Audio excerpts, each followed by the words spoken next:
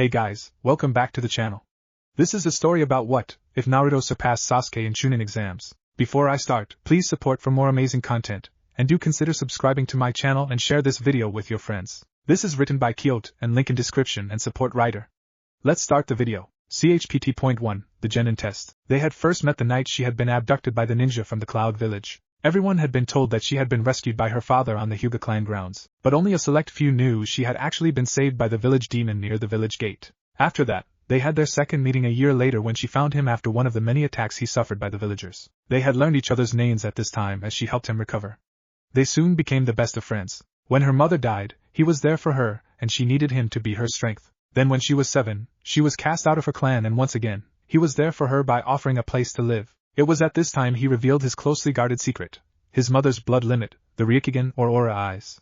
She also gave him her first kiss as he did her. They knew they had to tell the Hokage about this, so they went to get some sleep. Though they slept apart at first, before the night was over they started to share his bed and found they liked being close together. The following morning, they had breakfast followed by a trip to the Hokage Tower. Along the way, he got the usual hate-filled glares from the villagers, though some were being sent towards Hinata. They couldn't understand why someone with such a high standing as a Hyuga would sully themselves by being seen with him. They don't know about her exile yet, and felt he was trying to corrupt her. They soon arrived and soon came face to face with the old man. Sarutobi was surprised to see them together at first. Anywhere away from the park is a surprise to him, and they told him what has happened. The old Hokage was angry at the Hyuga clan for casting Hinata out, and was happy to see Naruto do such a kind service to her. When the third told her he would find a good foster home for her, she declined as she had already found one with Naruto. He wasn't sure if this was a good idea, and she then told him that even if she were to be placed with another family, she would just run back to stay at Naruto's as much as she can. He sighed and agreed to them living together. Over the next several weeks, the village learned of Hinata's exile and her living with Naruto. This started a fury among the villagers who demanded she be kept away from him. The last thing they needed was the demon having a girlfriend. One day while walking around, Naruto and Hinata were attacked by a drunk villager who was focusing his efforts on hurting Hinata. By chance, Asuma happened to be walking nearby and came to their aid. When they third learned of this, he was able to get a law passed protecting them from future attacks. If anyone broke this law, they and their family would be heavily punished. Asuma talked to Might Guy, who got Naruto some training weights to wear in order to help him become faster so he could better protect Hinata. Though the attack stopped, the two would still hear the villagers call Naruto a demon, and would refer to Hinata as the demon's whore under their breath. They ignored them as best they could. Sarutobi had Kakashi give Naruto some side training, and a young woman named Kurini would work with Hinata to get them ready for the academy. When the time came, they started their schooling with the other village kids, despite the protest of the village. When they were introduced, the class gave Naruto their own version of their parents' death glare, and when Hinata gave her last name as Uzumaki, that confused everyone to no end. Several months passed before the two made some friends. Shikamaru and Chuji decided they weren't that bad and started to hang out with them, and soon after, Ino broke off her friendship with Sakura over their battle for Sasuke and became friends with Hinata since she wasn't interested in the Uchiha heir. The only condition Hinata put up to Ino was she had to be Naruto's friend too. She agreed reluctantly but soon was glad she took the time to be his friend, as Naruto was an okay guy, not to mention good with coming up with practical jokes to play on Iruka and the other academy teachers. Soon after, the Uchiha clan was wiped out except for Sasuke and his brother. When Naruto offered a hand of friendship to Sasuke, it was slapped away as Sasuke wouldn't sully his family's good name by being seen with him. Naruto didn't offer again. Instead he, Hinata, Shikamaru, Chuji, and Ino would hang out and help each other. For Naruto, Hinata helped him learn chakra control, Shikamaru helped with his education, Chuji and him would spar to improve their taijutsu, and Ino helped him how to behave himself and know how to treat girls, though Hinata said he already did. Shikamaru was actually motivated to try things with them, and not be so lazy, and he wouldn't want to sit and watch clouds with anyone other than them. Chuji was happy more people accepted him, and he loved having ramen eating contests with Naruto. Ino was happy to have Hinata as a best friend, and she enjoyed teasing her about her relationship with Naruto. And she had come to think of Naruto, Shikamaru, and Chuji as brothers. And Hinata was just happy to have gained a new family with them. Several years went by and soon the day for the Genin exam had arrived. The five of them were sitting at their desk talking about the exam and wondering what teams they would be on when Iruka and Nezuki walked in and called for the classes. Attention. Alright everyone, calm down. Iruka said as everyone got settled into their seats. We will now begin the test. It will start with a written test followed by sparring with either me or Mizuki and finally the clone jutsu test. Iruka continued. Mizuki handed out the written test and everyone got started. The written test was easy and even Naruto, thanks to Shikamaru's tutoring, passed easily. The sparring went well as also with everyone getting good marks. Finally, the clone test was up and one by one, the students were sent into a side room and performed the test, then given their forehead protectors if they passed. Soon it was Naruto's turn, and as he entered the room, He felt confident as he could make 15 clones without any trouble thanks to Hinata and her knowledge of chakra control she learned during her time as a Hyuga. Mizuki smiled at Naruto and called him over. So you ready for this, Naruto? He asked. Yeah, as ready as I'll ever be, he replied. I don't know, you look a little tense. Here, drink some of this herbal tea. It'll calm your nerves, he said as he handed Naruto the glass. Naruto took a sip, then smiled and thanked Mizuki for his kindness. He sat the class down and took his position before the two men. All right, Naruto, all you have to do is make 3 clones and you'll pass. Simple, right? Iruka said. Naruto made the right hand sign and yelled clone jutsu. A puff of smoke appeared revealing a single clone that was pale and had a look that said it had fallen into a wood chipper. Everyone, including Naruto, was shocked. What happened? He thought as he looked at his clone. He had been practicing for weeks and had got it down perfectly. Hadn't he? Oh brother. Iruka sighed as he looked at the clearly frustrated Naruto. Naruto, since you did well on the other 2 tests, I'll give you one more chance, he said. Naruto got a serious look on his face. Putting all his focus into his chakra, he tried again only to make another single clone that made the first one look good. I'm sorry Naruto / I'm afraid you fail, Iruka said looking at Naruto who looked as if he was about to cry. What had happened? Iruka had seen Naruto do it perfectly before, so why? As they left the room, either noticed the small smile that crossed Mizuki's face. Sorry demon, but Lord Danza needs you to fail so we get you where you need to be, he thought to himself. Later, the families of the newly named genin were cheering their children's success. Naruto was sitting on a rope swing over in the corner with Hinata trying to comfort him. Shikamaru, Ino, Chuji and their families watched the two and wished there was something that could be done for Naruto. When it came time to go to the Akamichi home for a group dinner, Naruto said he'll be there later. He wanted to be alone for a while. Hinata wanted to go with him, but Inochi stopped her and said he just needs some time. As Naruto walked along the path, a figure came from around the corner and spoke to him. Naruto, do you still want to make genin? Asked Mizuki. You mean there's still a way for me to pass? He asked in surprise. Let's take a walk, Naruto, and I'll tell you my plan, he replied with an evil grin. CHPT.2, the release power. As Hinata watched Naruto walk away, her Byakugan activated without warning, allowing her to see his chakra network. Why did my blood limit just activate, she wondered. As she was about to release it, she noticed that Naruto's chakra was shrinking and growing in an unstable way, while every couple of seconds she would see sudden bursts occur at points along the chakra network. She knew enough to know that something wasn't right. Mr. Yamanaka? She said to Ino's father. He looked at her and replied yes. She told him what she saw and asked what it could mean. Well, if what you described is accurate, then a person whose chakra is disturbed like that would have trouble focusing their chakra and performing even the easiest jutsu. Realization filled her mind as she thanked him, then left saying she'd be right back as she just remembered something she left at the academy. She just hopes that Iruka-sensei was still there. 15 minutes later, Naruto and Mizuki were standing atop the Hokage monument looking out over the village when Naruto broke the silence. So, what do I have to do to make Genin-sensei? Okay, here's the deal. Me, Iruka, and the Hokage decided to set up a field test for you. Your mission is to break into the Hokage Tower's archival chamber, enter into the hidden room, steal the largest scroll inside, escape, and find a spot to learn at least one jutsu from the scroll. Do this and you'll make Genin. Easy, right? Oh, and before I forget, you need to avoid being seen and caught by the Chunin on guard in the tower. Well, sounds easy enough. Wait, how am I supposed to find a hidden room? Mizuki reached into his pocket and pulled out a piece of paper and handed it to Naruto. Well, I shouldn't be doing this, but I want you to pass. So to help you, just follow what I have written down on this paper and you'll do fine. It not only tells you how to find and access the room but also the movements of the Chunin OM guard. I don't know, it sounds like a good deal, but it seems that I'm getting special treatment just like Sasuke always gets. And I'd rather earn everything through hard work as opposed to letting it get handed to me on a silver platter like Sasuke does. Well, if you'd rather wait another 6 months to take the test again, that's fine. It's a shame though. I mean, there's a good chance that Hinata could end up on Kiba's team and that would give him a chance to get Hinata to like him. Mizuki said, knowing that would clench the deal. Naruto froze at the comment. He was well aware that Kiba had his eyes on Hinata for a while now and that Kiba was always looking for a chance to break them up so he could date her, and if they were on the same team, well, he didn't want to think about that. Okay, I'll do it. As he started to move, Mizuki stopped him. One more thing, well, 2 more actually. 1, you have until midnight to complete this test. And 2, you should go to the old shrine near the training grounds. I'll be there at around 11:30, and if you're still having trouble learning a jutsu from the scroll, I'll help. Oh, you might be hungry, so eat this. It will give you some energy and get your chakra stabilized for the task ahead. Naruto ate the food pellet. Thanks, Mizuki-sensei, for all you've done for me. Naruto leapt away. No, thank you, Naruto, for all that you're doing for me. Mizuki thought as he watched Naruto head to the Hokage Tower. At the academy, Iruka was finishing up some paperwork when he noticed that Mizuki had left his herbal tea sitting on the table. He sighed as he went to pick it up. As he was about to pour it out the window, he was stopped by Hinata's voice. Iruka-sensei, are you here? she called out. Over here, Hinata, he replied. She entered the room and he asked what the problem was.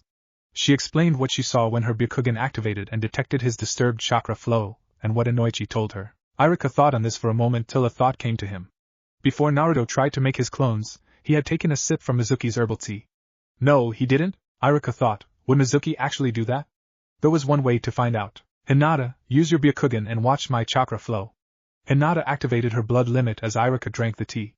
Almost instantly, his chakra became distorted as well. Your chakra is also disturbed like his was now, she said. Iruka pulled a medical pellet from his vest and ate it to get his chakra normal again. Okay, Hinata, you go find Naruto and bring him to the Hokage. I'm going on ahead to let him know what's going on. She nodded as they both left. Iruka hoped that Mizuki wasn't planning something bad for Naruto. 30 minutes later, Iruka arrived at the Hokage Tower only to see the third and about 8 Anbu standing outside. With a wave of his hand, the Anbu vanished in a swirl of smoke. Iruka, is something wrong? Asked the old ninja. Though out of breath, Iruka told him what he and Hinata had learned. In turn, the Hokage related what had happened at the tower. They both agreed that Naruto must have been tricked by Mizuki. Iruka took off to find Naruto. 11 p.m. that night, Naruto was laying on the ground, panting heavily. It had taken some effort, but he had succeeded in learning a jutsu from the scroll. After a few moments to calm himself, and get his lungs filled with oxygen again, he sat up and debated if he should try to learn any other jutsu from the scroll. He opened the scroll and started to look at all the other jutsu listed. He finally found one that caught his eye. He reached into his backpack and pulled out a pen and paper and wrote down the info on the jutsu. Once he had some rest, he would try to learn it. Just then, a figure appeared before him. It was Iruka, who was relieved to have found him. Naruto looked at him and smiled. Hey Iruka-sensei, you're earlier than you're supposed to be? He asked. What do you mean, Naruto? Mizuki-sensei said I had till midnight to learn a jutsu from the scroll. Good thing I'm a quick study cause I just finished learning a new jutsu. If you give me a minute, I'll show you and then you can make me a genin. So that's what Mizuki was planning. But why? Iruka thought to himself. Naruto, there's something you should know. He said and explained everything about the drugged herbal tea, the fake mission, and the truth about the scroll. That can't be true. Please tell me you're joking, Iruka-sensei? I'm afraid it is true, Naruto. Came a voice from behind them. They both looked to see Mizuki standing there wearing root battle armor. I wasn't expecting you to be here, Iruka. I'll just have to kill you before I take Naruto back so he can be punished by the council, unconscious of course. Why are you doing this, Mizuki? Iruka asked as anger started to fill him. Naruto was in shock from what was happening. Naruto is a demon, not a human. My boss hopes to turn him into a powerful weapon to use for the greater glory of the village, and in return for helping, I get a position of power when the time comes. He then looks at Naruto. Hey kid, wanna know why everyone calls you demon and monster? Naruto came out of his shocked state and looked at Mizuki. Not far away, Hinata was getting frantic and scared. It had been several hours since she started looking for Naruto, and she was running out of places to look. She was about to head off and search another area when her Byakugan spotted Naruto, Iruka, and Mizuki several yards away. As she arrived, she hid herself in a bush and watched. She wanted to run to Naruto, but seeing Mizuki in battle armor made her decide to stay hidden just in case a surprise attack was needed. She prepared herself for a possible fight. Mizuki, don't say it. He's not ready to learn that yet. Iruka shouted, pleading for him to reconsider. Mizuki ignored him. As you know, 12 years ago the nine-tailed fox attacked the village and killed many innocent people and shinobi. The fourth gave his life to defeat it, but he couldn't kill it. To save everyone, he sealed it away into the body of a newborn baby who became the human form of the fox. And you are that child, you are the nine-tailed fox reborn, Mizuki said before laughing at the thought of seeing Naruto devastated at the news. But instead, he got a laugh and a grin from the boy. What, is that all, Mizuki? Both Chunin looked at him in surprise. How dumb do you think I am? I figured that out a long time ago. Everyone knows a tailed beast can't be killed, only sealed or driven away. And considering how everyone always called me demon and monster, and the fact I'd get people telling me that I was a murderer on my birthdays, I put 2 and 2 together and figured it out. That truth helped me to figure out why I was able to save Hinata from being kidnapped, why I heal quickly, and why my senses are better than average. What about Hinata then? How will she handle the truth? Mizuki asked. She's been handling it quite well actually. It makes her more angry with the village for their treatment of me, and it has made her even more protective of me as well. Plus, she thinks having a boyfriend with demonic powers is actually kind of cool. He said as he looked over at the bush she was watching from. He had seen her looking at him from her hidden spot since the moment she arrived. She nodded her agreement with him. No matter, I still plan on killing you, Iruka, and taking Naruto back for punishment. Mizuki charged Iruka and the two came to blows with their kunai sparking from contact. Naruto, pulling out his own kunai, lunged at Mizuki when he saw an opening. Mizuki saw him coming and managed to dodge in time, though Iruka caught him off guard and sent him stumbling back. As the two charged him, Mizuki made a couple of hand signs and yelled earth-style, piercing stones. At that moment, several pebbles ripped from the ground and shot towards them. Iruka pushed Naruto out of the way and took the hit. Though not injured, Iruka was stunned long enough for Mizuki to run over and cast a paralysis jutsu on him. Well, Iruka, it was fun, but in the end, someone has to die, and that someone is you. He raised his kunai and was about to finish Iruka when Naruto shouted to him. What is it, demon? He said, a little annoyed. Naruto glared at him, and with venom in his voice said, touch my sensei, and I'll kill you. Well, if you think you can, then try. He challenged. Naruto smirked. Always give them what they want, he thought. He made a hand sign and yelled Shadow Clone Jutsu, and about 50 Narutos appeared. Mizuki was shocked that Naruto could use this move. He tried to defend himself, but the onslaught of Narutos was more than he could handle and was sent flying into a tree. Naruto ran over to Iruka, who was okay. He just needed a few minutes for the jutsu to wear off. Hinata started to get up and go over to them when she noticed Mizuki's chakra was changing. Naruto, look out! She cried. He turned around and saw Mizuki standing. His body was surrounded by purple/black colored chakra, and tiger-like stripes covered his body. A seal was glowing on his forehead. You think you've won, demon? I'll show you what power is all about. With those words, he began concentrating his chakra more, causing his curse-marked stripes to glow and grow, covering his body till he transformed into a monstrous man/tiger creature. Naruto was shaking at what he saw, unable to move or even think, and Hinata, though still hiding, was only able to watch, unable to move herself. Mizuki smiled at Naruto before lunging forward at such a speed he was already before Naruto before the boy had even seen Mizuki move. With a single kick to the gut, Mizuki sent Naruto flying back at such a speed, he shot through 7 trees before making contact with the ground, and even then, he continued moving for another 50 feet, leaving an ever-deepening ditch behind him till he finally came to a stop. Naruto started coughing up blood, his whole body was racked with pain. He could tell he had broken ribs, several deep cuts from hitting the trees, and he couldn't feel his right arm. Mizuki arrived and started walking towards Naruto. You know, I'm supposed to let you live, but I think killing you would be the best thing for everyone. Hell, I'll be a hero in this village for this. As he was prepared to strike, Hinata landed before him and immediately started attacking Mizuki. She managed to drive him back, but he recovered quickly and grabbed her with his speed and started to choke the life out of her. Poor little outcast, trying to protect her love. Don't worry, he'll be joining you in a few minutes. With those words, he squeezed hard and felt her neck snap as the life faded from her eyes. Naruto watched as Mizuki killed Hinata, followed by the sound of his own scream. Without warning, he was pulled into another place. He found himself standing in a field of blood-red flowers and sky filled with fire.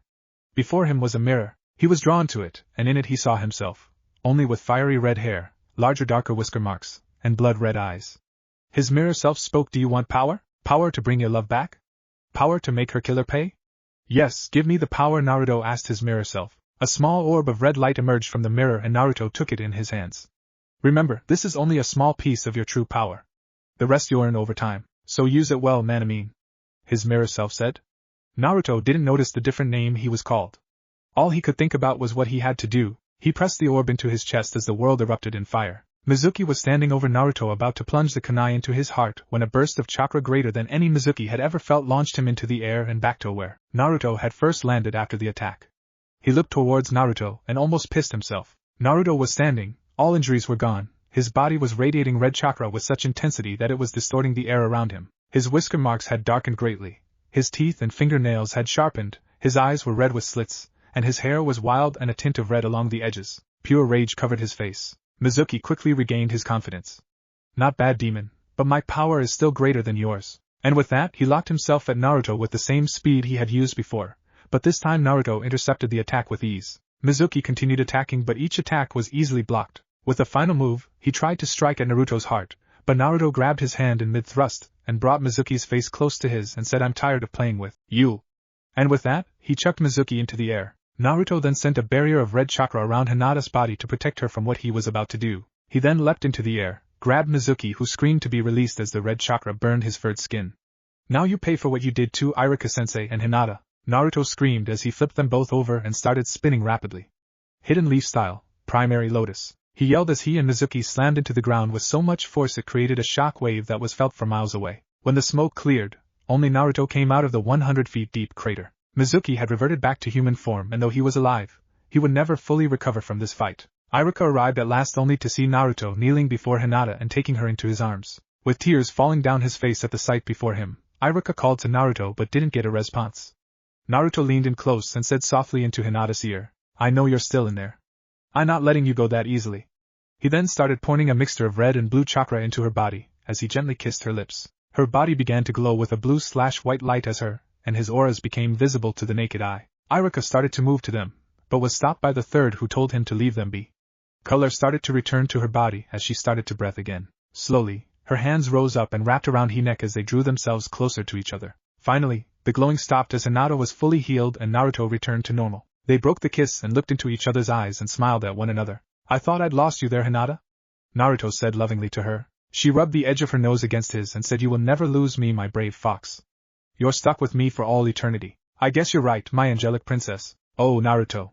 One more thing," she said, looking at him. "What?" he asked back. "That was the best kiss you've ever given me." The two started laughing happily before finally passing out from exhaustion. Both Irika and the Hokage picked them up and took them to the hospital while Enda dealt with Mizuki. Naruto and Hinata spent a day in the hospital. Despite everything that happened, they both were in perfect health.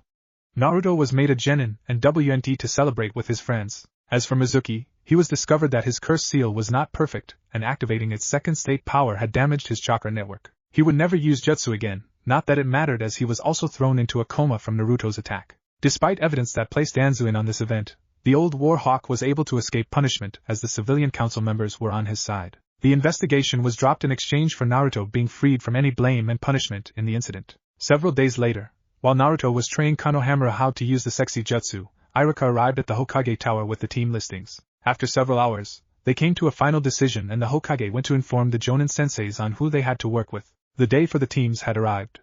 Everyone had their own hopes as to who they wanted to be with. "I'm going to be with Sasuke, Ino Pig," Sakura screeched like a banshee. "Forget it, Billboard Brow, he's going to be with me," Ino retorted. Everyone watched with amusement, wondering who would get the first punch. Irika entered the room and called attention. Everyone took their seats as Irika called out for teams 2, 3, and 5. Finally he came to Team 7. Team 7, Sasuke Uchiha, Kiba Inuzuka, and Ino Yamanaka under Kakashi Hatake. Team 8, Chuji Akamichi, Shino Abrame, and Sakura Harino under Kurenai Yuhi. Team 10, Naruto Uzumaki, Hinata Uzumaki, and Shikamaru Nara under Asuma Sarutobi. Next time, second test and elements. A/N, Mizuki got the curse seal from Orochimaru at some point in the past. However, since it was still an experimental seal at the time, it was unstable and dangerous to use, unlike the ones that the Sound 5 have and Sasuke has in the series. Orochimaru and Danzo are allies. This will have an effect during the Chunin exam storyline later. Since Hinata was cast out of the Hyuga clan, she can't use Hyuga as her last name anymore. So she's legally added Uzumaki as her last name, not that she minds though. There is a reason why Naruto's mirror self called him Manamine. But it's going to be a while before I explain why. I'll explain why the teams are set up as they are next chapter, as well as who has who for a Jonin sensei. Can you all take a guess as to why though? CHPT.3, prove yourselves. Team 7, Sasuke Uchiha, Kiba Inuzuka, and Ino Yamanaka. Irika said. "As long as they don't get in my way, I don't care. But I will kill them if they do," thought Sasuke. "Damn it. I wanted to be on Hinata's team. How am I supposed to win her over when I'm stuck with that stuck-up blonde and that ass Uchiha?" thought Kiba with an angry growl. "Alright, thank you, Kami. I get to be with Sasuke, hehe. Take that, Billboard Brow," thought Ino happily. "What the hell is going on, Irika?" screamed Sakura. Everyone noticed that she didn't use sensei after his name. "I'm supposed to be with Sasuke, not that fat pig." "What did you?" Ino started before Irika cut her off. "Sit down and shut up now, Sakura Harino," he yelled back with enough anger that made even Sasuke cringe. Sakura quickly shut up and took her seat. "The teams are set up as they are for a reason. If that is not acceptable to you, hand over your forehead protector right now and get the hell out of this class. And if you do, don't bother coming back, as you will never be a ninja again. Now moving on. Team 8, Chuji Akamichi, Sakura Haruno, and Shino Abrame." He continued. "Man, it's bad enough I'm not with Ino and Shikamaru, but to be stuck with Sakura. I can't believe I'm saying this, but I think I've lost my appetite. Oh well, at least Shino isn't all that bad." Chuji thought. "Chuji might be acceptable to work with, but I may be forced to take extreme action against Sakura if she acts like this on missions," thought Shino. "No, this can't be happening. Stuck with Bug Boy and that fat ass. My mom's gonna hear about this. It's that damn Naruto fault. If he hadn't made Genin, I would be with Sasuke. I'm gonna get you for this, you demon," Sakura thought in a rage.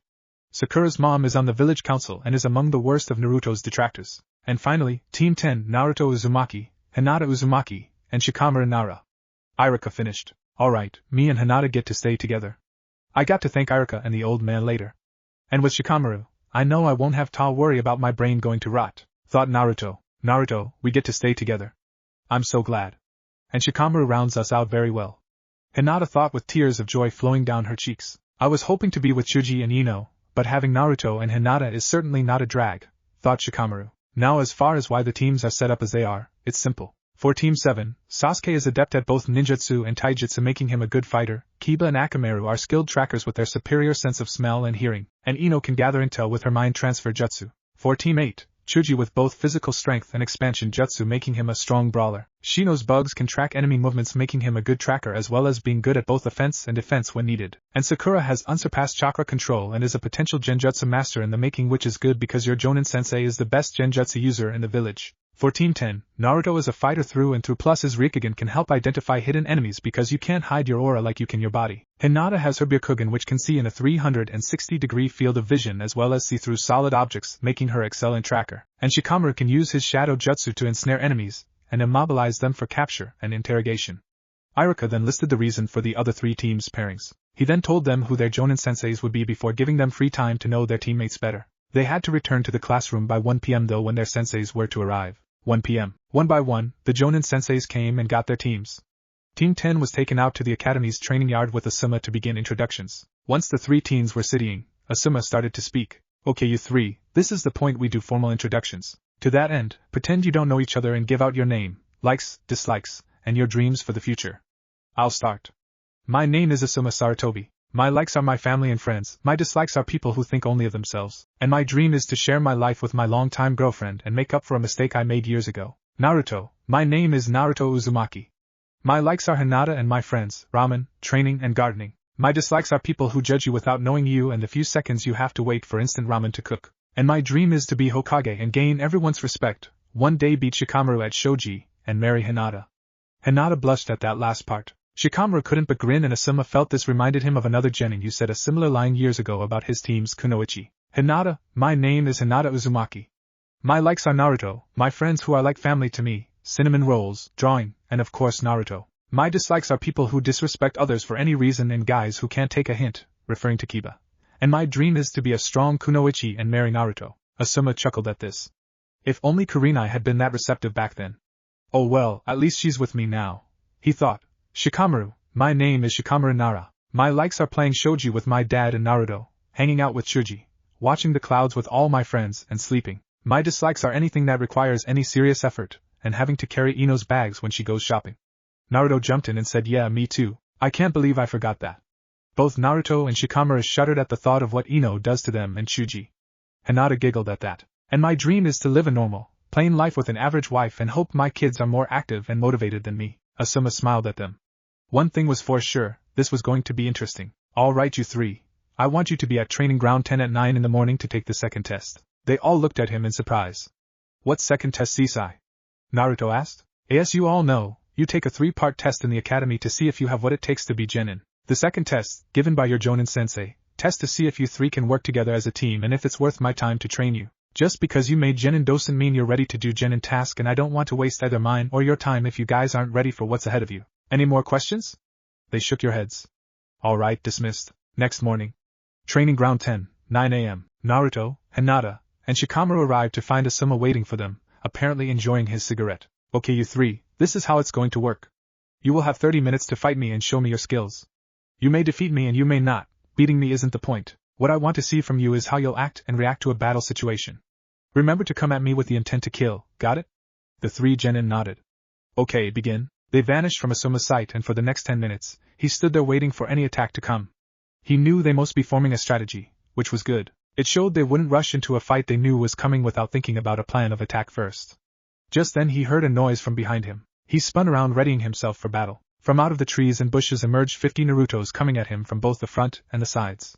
He pulled out his chakra blades and poured his chakra into them. He started to attack the shadow clones and taking them out one by one. After several minutes, he finished the last one and was about to start a counter-attack when he saw a black shadow racing towards him. He started jumping back to keep some distance between him and the shadow as more clones appeared and followed as well. He was about to make a move when he suddenly found himself leaving the ground, falling backwards. What the hell? He thought as he hit the ground. Then he saw the reason for his fall. Another Naruto clone, or maybe Naruto himself, had gotten behind him and lowered himself onto the ground so as to trip Asuma up, and it had worked. Asuma cursed himself for neglecting to watch his back. Just as he got up, he was caught in Shikamaru's shadow possession jutsu and was now frozen. He could still move because Shikamaru was still just a beginner, but it was extremely difficult. "Hinata now!" yelled Naruto. The young girl appeared before Asuma and started hitting all the chakra points in his arms and legs with her gentle fist style, rendering them useless. He fell back to the ground with a look of shock on his face. They had actually beaten him. The three gathered in front of him smiling. "Hey, how was that, Asuma-sensei?" Naruto said with a big grin on his face and his arms around the back of his head. Both Hinata and Shikamaru were also smiling. He continued to look at them for another few seconds before giving off a happy chuckle. Well, isn't this a surprise? I wasn't expecting you guys to actually outsmart me. I have a feeling we're going to be a great team." This got a cheer from Naruto, and a nod from both Hinata and Shikamaru. Hinata then undid her attack and Shikamaru released him. "Okay then, we still got 11 minutes left. What do you say we see how you handle being on the defensive now, shall we, after the fight?" "Okay guys, good work. It looks like Team 10 going to be together for a while. Now before I dismiss you all, there's one more thing to take care of." Asuma then pulled out 3 strips of paper and handed one to each of them. They looked at the paper confused and asked what they were for. "This is chakra paper. We'll be using it to determine the elemental affinity of your chakra. As you all know, there are 6 types of chakra: neutral, fire, water, wind, earth, and lightning. All people have neutra, as it is the regular state for your chakra, but each person has elemental chakra mixed in with neutral chakra. Most only have one element. Every now and again though, a person might have more than one. This usually means that a person has a blood limit that allows them to mix the 2 elemental types together to create a special sub-element. The first Hokage, for example, had both earth and water and was able to create the sub-element wood as a result. Now pour some chakra into the paper and let's see what you got." They did as asked and afterwards he told them the meaning. "Okay, Hinata, you're a water type which is a good choice for a healer. Shikamaru, you're an earth type, good for defense. And Naruto, you're a wind type which is good for close range fighting. Now so you don't have to ask, it is possible for you 3 to learn jutsu that are a different element from what you naturally have. But for now, it's best to focus on your main element. That's it for today. Be here at 9 a.m. and we'll start training and we'll have our first mission in a week." Dismissed. As they started to go, Asuma called out to Naruto. "What is it, sensei?" "Naruto, it's a good thing I'm your sensei." "Why is that?" "Besides you, I'm the only other shinobi in the village with wind-type chakra. That means I'm the best choice to help you train and learn how to use it." Naruto nodded as he went to join his friends. Over the next week, they started training and each one learned at least one elemental jutsu and several non-elemental jutsu. Naruto upgraded his training weights for the 3rd time, and Asuma sent out a special order for a chakra sword for Naruto to train with. He learned it was because his mother had been a kenjutsu master, and he would most likely be as skilled as her.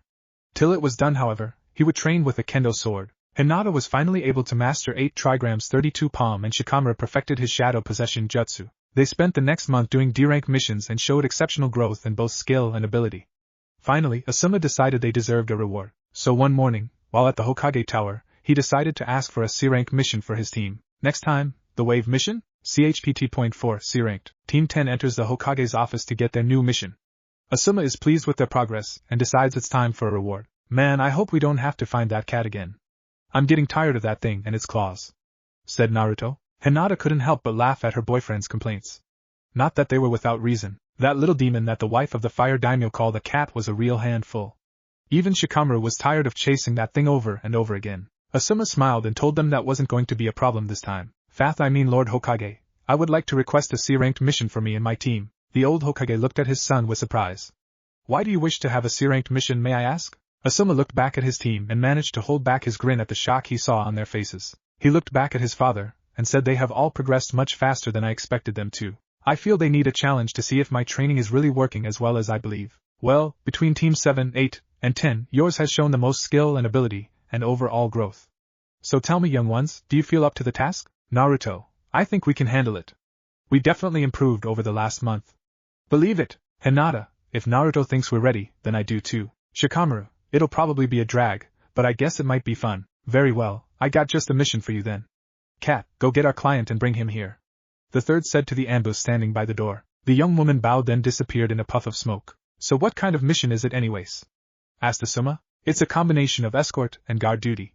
Your team is to guard the client, a Mr. Tsunamoto, as he makes his way back to his hometown where he is currently overseeing the construction of a bridge that will link the island the town is on to the mainland in the land of waves and make life there easier because they currently have to spend money to pay for the shipping of goods both to and from the town. Once there you will remain and assist him as guards for the construction crew due to several attempts at sabotage on the project by a man named Gato, a local land baron who also controls the shipping line. So if the bridge is finished, this Gato will lose valuable revenue and at the same time help the people of Wave? Asked Asuma. The third nodded. Yes, Gato is in control of most everything there already and also has put a heavy tax on the people of Wave. It's so bad that most are just barely making enough money to keep their families from starving. This bridge is the hope of the people and the bane of Gato. Well, why doesn't someone deal with this Gato guy? Wouldn't that solve the problem? Asked Naruto. That would make things easier.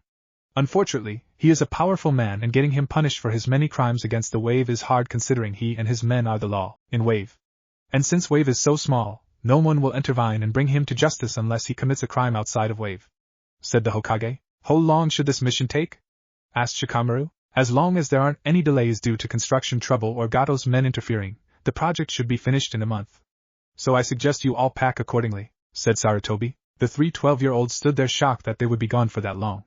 Asuma chuckled and thought, welcome to the world of C-rank, my young charges. The door entered and a man of 55 or 60 entered smelling of hard cheap booze. Tazuna looked at Asuma and was impressed at his build. He would definitely be a good guard. He then turned his attention to the three genin, and a look of doubt and amusement came on his face. What is this? He slurred his words looking at the kids. You got to be joking, old-timer. You think these little brats can help me with the bridge? I mean, look at them. One looks like a clueless idiot. Naruto clenches his fist as a vein pops onto his head. One looks too delicate and sickly to be able to do anything. Hinata fought back the urge to activate her Byakugan and show him just how delicate and sickly she was. And the last one looks so lazy he'll probably fall asleep stand up on the job. Shikamaru doesn't hear him cause he's half asleep already. I can assure you, sir, they will do just fine. Sarutobi said with confidence. Alright, fine if you say so. I'll be waiting at the front gate. Tazuna said before stumbling out of the room. Okay team, go home and pack your things and meet at the front gate in 1 hour. And remember, we'll be gone a month so pack accordingly. Asuma said before leaving. 1 hour later, Shikamaru and Asuma were standing by Tazuna waiting for Naruto and Hinata. They soon arrived and as they started to leave, Shikamaru noticed something different about Hinata. Hey Hinata, what's with your jacket? You usually wear that beige one, but you're wearing a dark blue one with a collar, why? Hinata blushed and said, well, the land of waves is cold this time of year so I thought I'd dress warmly for the duration of the trip. Shikamaru nodded and was about to let it go when he noticed a little red mark just barely visible under Naruto's jacket collar. He smiled as he realized why Hinata was wearing a jacket with a collar, and why they were a minute late. So tell me Naruto, how much time did you and Hinata spend packing and how long did you two spend having a pre-mission makeout session? He laughed as Naruto went white as a sheet, and his left hand shot up to cover his hickey while Hinata's whole body turned blood red from embarrassment knowing they had been caught. Asuma sighed knowing his team just embarrassed themselves in front of the client. He looked to see Tazuna's reaction, but noticed the man appeared to be very nervous. Something wasn't right. He had a feeling Tazuna hadn't told them the whole story. About 2 hours passed when Asuma called Naruto to him. What's up, sensei? He asked. Naruto, I want you to use your Raikage to check the surrounding area, he said with a whisper. Naruto nodded. He too had seen the off-color rabbit just moments ago and felt something was off. Concentrating his chakra into his eyes, he activated his blood limit. His irises and pupils were replaced in an ever-shifting pattern of rainbow colors as he started looking for any aura signatures. He quickly spotted 2 figures hidden with a transparency jutsu. Speaking with a low, quiet voice, 2 figures at 1 o'clock sensei. Asuma turned back to Hinata and Shikamaru and gave them the look that they all recognized as meaning prepare for trouble. The two got closer to Tazuna, ready to defend him if needed. The 2 assassins were about to make their move when Naruto and Asuma launched themselves at them with blinding speed. Asuma pulled out his chakra blades and managed to take out the first one before he could react. Naruto held his training sword in his hand and struck at the second one, who managed to dodge just barely. The man shot some kind of bladed chain at Naruto, hitting him in the shoulder. Naruto cried out from the pain but managed to pull it out before launching high on attack. Wind style, air cutter. He yelled as he gathered his chakra into the sword and swung it, releasing a wave of pressurized air that hit the enemy ninja before he could move. Asuma moved in and finished him off before he could recover. As soon as they were sure the danger had passed, Hinata ran to Naruto as she cried over seeing him hurt. Are you okay, Naruto? Asked Asuma as he walked over to the 2 genin. Hinata was already putting her med ninja training to use as she started working on Naruto's shoulder. You know me, sensei. Nothing's gonna stop me before I fulfill my dreams, so I can't die yet. Naruto said smiling. There was some poison on that weapon, but it's nothing I can't remove, said Hinata as she focused her attention on Naruto. Well, that certainly was unexpected, added Shikamaru. Asuma couldn't help but think that the attack seemed a little suspicious. He was about to ask Tazuna if there was more this mission than he had said, but the old man told them they needed to hurry. The longer they take to arrive, the more likely Gato will try to permanently remove the bridge. He decided to hold off for the moment as it was most likely just a random attack. Those did happen a lot. He just hopes he won't regret that decision. The next day, the group had made good progress. At their current pace, they would be at wave by nightfall. As they walked, they noticed a dense mist started to form around the area. A little too quickly for Asuma's liking. "Hinata, use your Byakugan and see if you can spot anyone through this mist," said Asuma. The girl complied and activated her blood limit. "There's a man standing about 30 yards ahead of everyone, get down now," she shouted. They did as she asked, and a good thing too, as a large sword came shooting through the mist, nearly hitting them. The blade spun around like a boomerang and embedded itself into a tree. As the group stood, a man with gray pants, a bare scar-covered chest, and a mask covering his face and nose appeared standing atop the sword. Very impressive. "I didn't think you'd see that coming in time." "Oh well, means I get to have a little more fun then," said the man. He jumped off the sword, grabbing the handle and releasing it from the tree. "Team, defensive formation," shouted Asuma as the others surrounded Tizuna with kunai drawn. Asuma pulled out his chakra blades and channeled chakra into them. "So, who are you and why are you here?" "My name is Zabuza Momochi and I'm here for the bridge builder." "Why do you want the Tizuna?" asked Asuma. "I was hired by a man who sees him as an obstacle to his financial gain. So hand him over and I'll spare your lives. If not, then you and the brats will die." "Sorry, can't do that. Leaf Shinobi never abandon a person in trouble just to save ourselves." Asuma knew he heard of this man before, then it came to him. "So, I take it you're the Zabuza Manochi, a former mist ninja who was one of the 7 swordsmen of the Hidden Mist?" Zabuza nodded. "Your name is featured prominently in the bingo book with a large bounty on your head for attempting to kill the Mizukage and seize control. You're now a Rouge looking to gain both money and power so you can go back and try again, am I right?" "Correct. But enough of this talking. I got a mission to do and I don't feel like wasting any more time." Asuma and Zabuza charged each other, both with the intent to kill with each strike. After several minutes, Asuma managed to hit Zabuza only to find he was a water clone. The real Zabuza emerged close by and said, "I'm impressed. You're much better than I would have guessed. But let's see how you like this. Water style, Dark Lake." As he pressed his hands to the ground, a black liquid shot out and quickly covered the whole area. He then sank into the water, leaving everyone looking around for him. Naruto and Hinata activated their blood limits and started scanning the water, trying to find Zabuza. "Asuma-sensei, behind you," they both shouted at once. Asuma turned and just managed to block Zabuza's attack.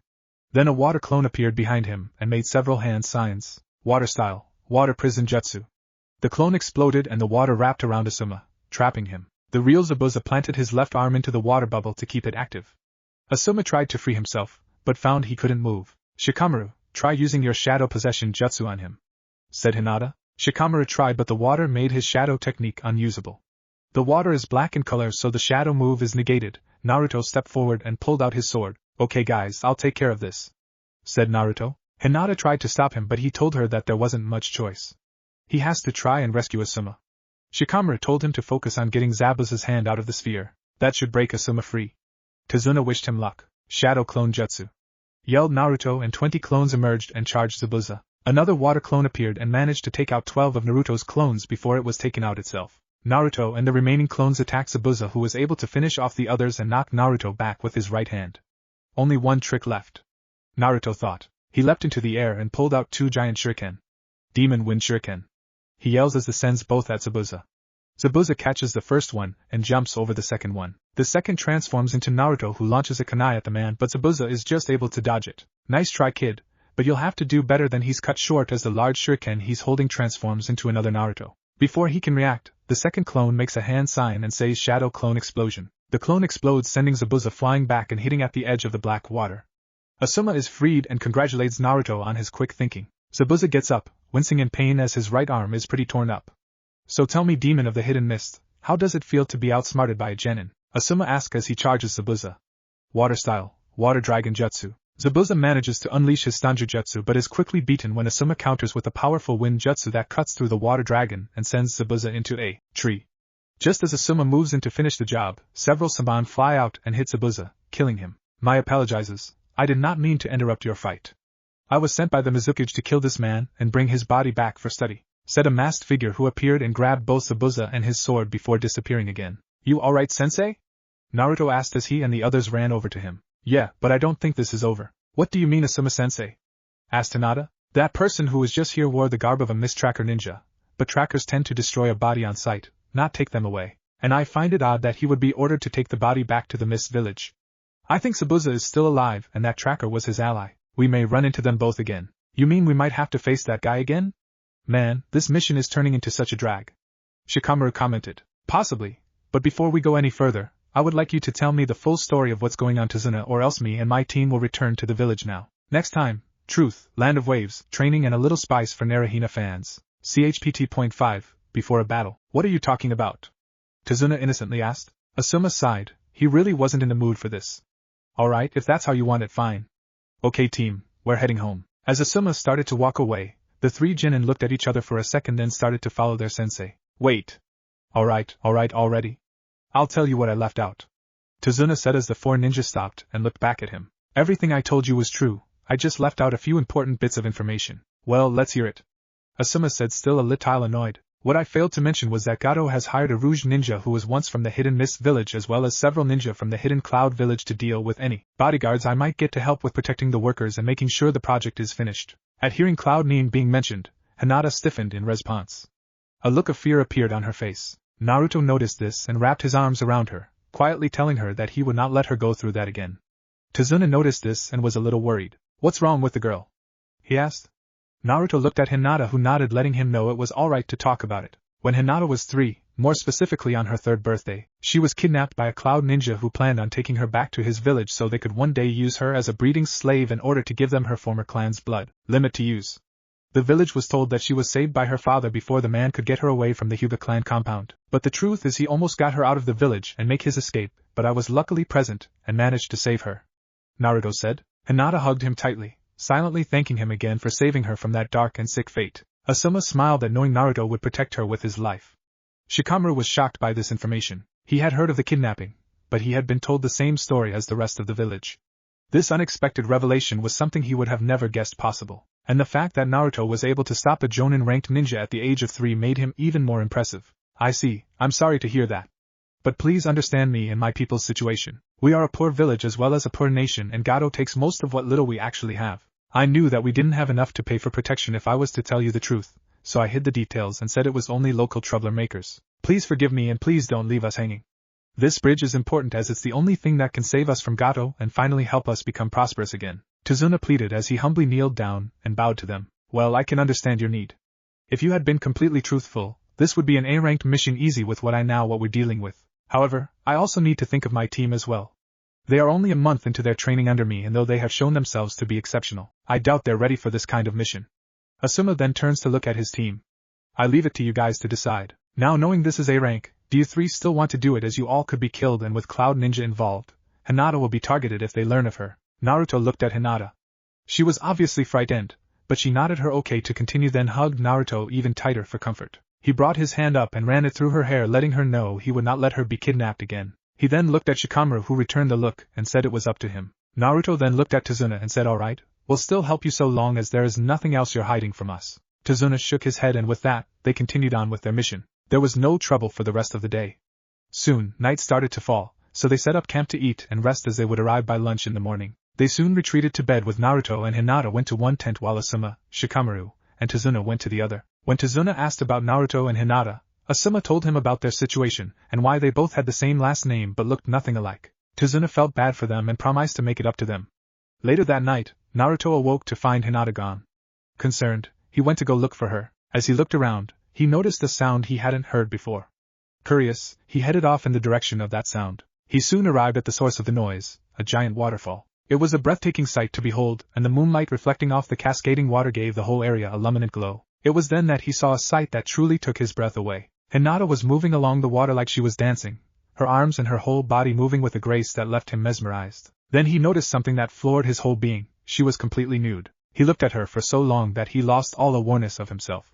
Sure, he had seen her in a state of undress before, but never this much. The closest had come to seeing her like this in the past was when she would step out of the bathroom after taking a shower wearing nothing but a towel. It never bothered either of them, as he would do the same thing. It was just a natural thing for both of them as they were already so close. But this was the first time he had ever seen all of her. She was beautiful, he had always known that, but seeing her perfect body fully exposed truly reinforced that belief. He suddenly realized he had all these perverted thoughts and urges running through his head. There was so many things he wanted and was tempted to do right now, he almost let himself give in. Instead, he bit down on his tongue hard and ran back to the campsite before his desires took control, and he did something that they would both regret, and definitely enjoy. About 30 minutes later, she returned and laid it down next to him.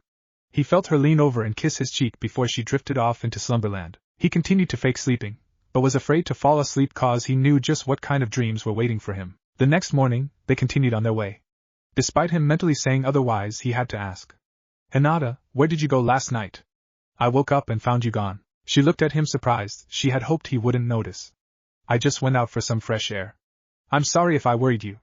That's alright, I knew you'd be okay. Oh, by the way, he said as he got in close so only she would hear him, I think that dance of yours at the waterfall was really hot. He said and laughed as her whole body turned red and she passed out on the spot. He picked her up and told everybody not to worry, she was still a little tired. By midday they had arrived and were being taken over to the island-based town by boat as the bridge needing a lot of work. Upon arriving, Tazuna led them to his home and offered it up to them as a means of repaying them for his lie. That also met his daughter Tsunami and grandson Inari, who wasn't quite convinced that they could be of help.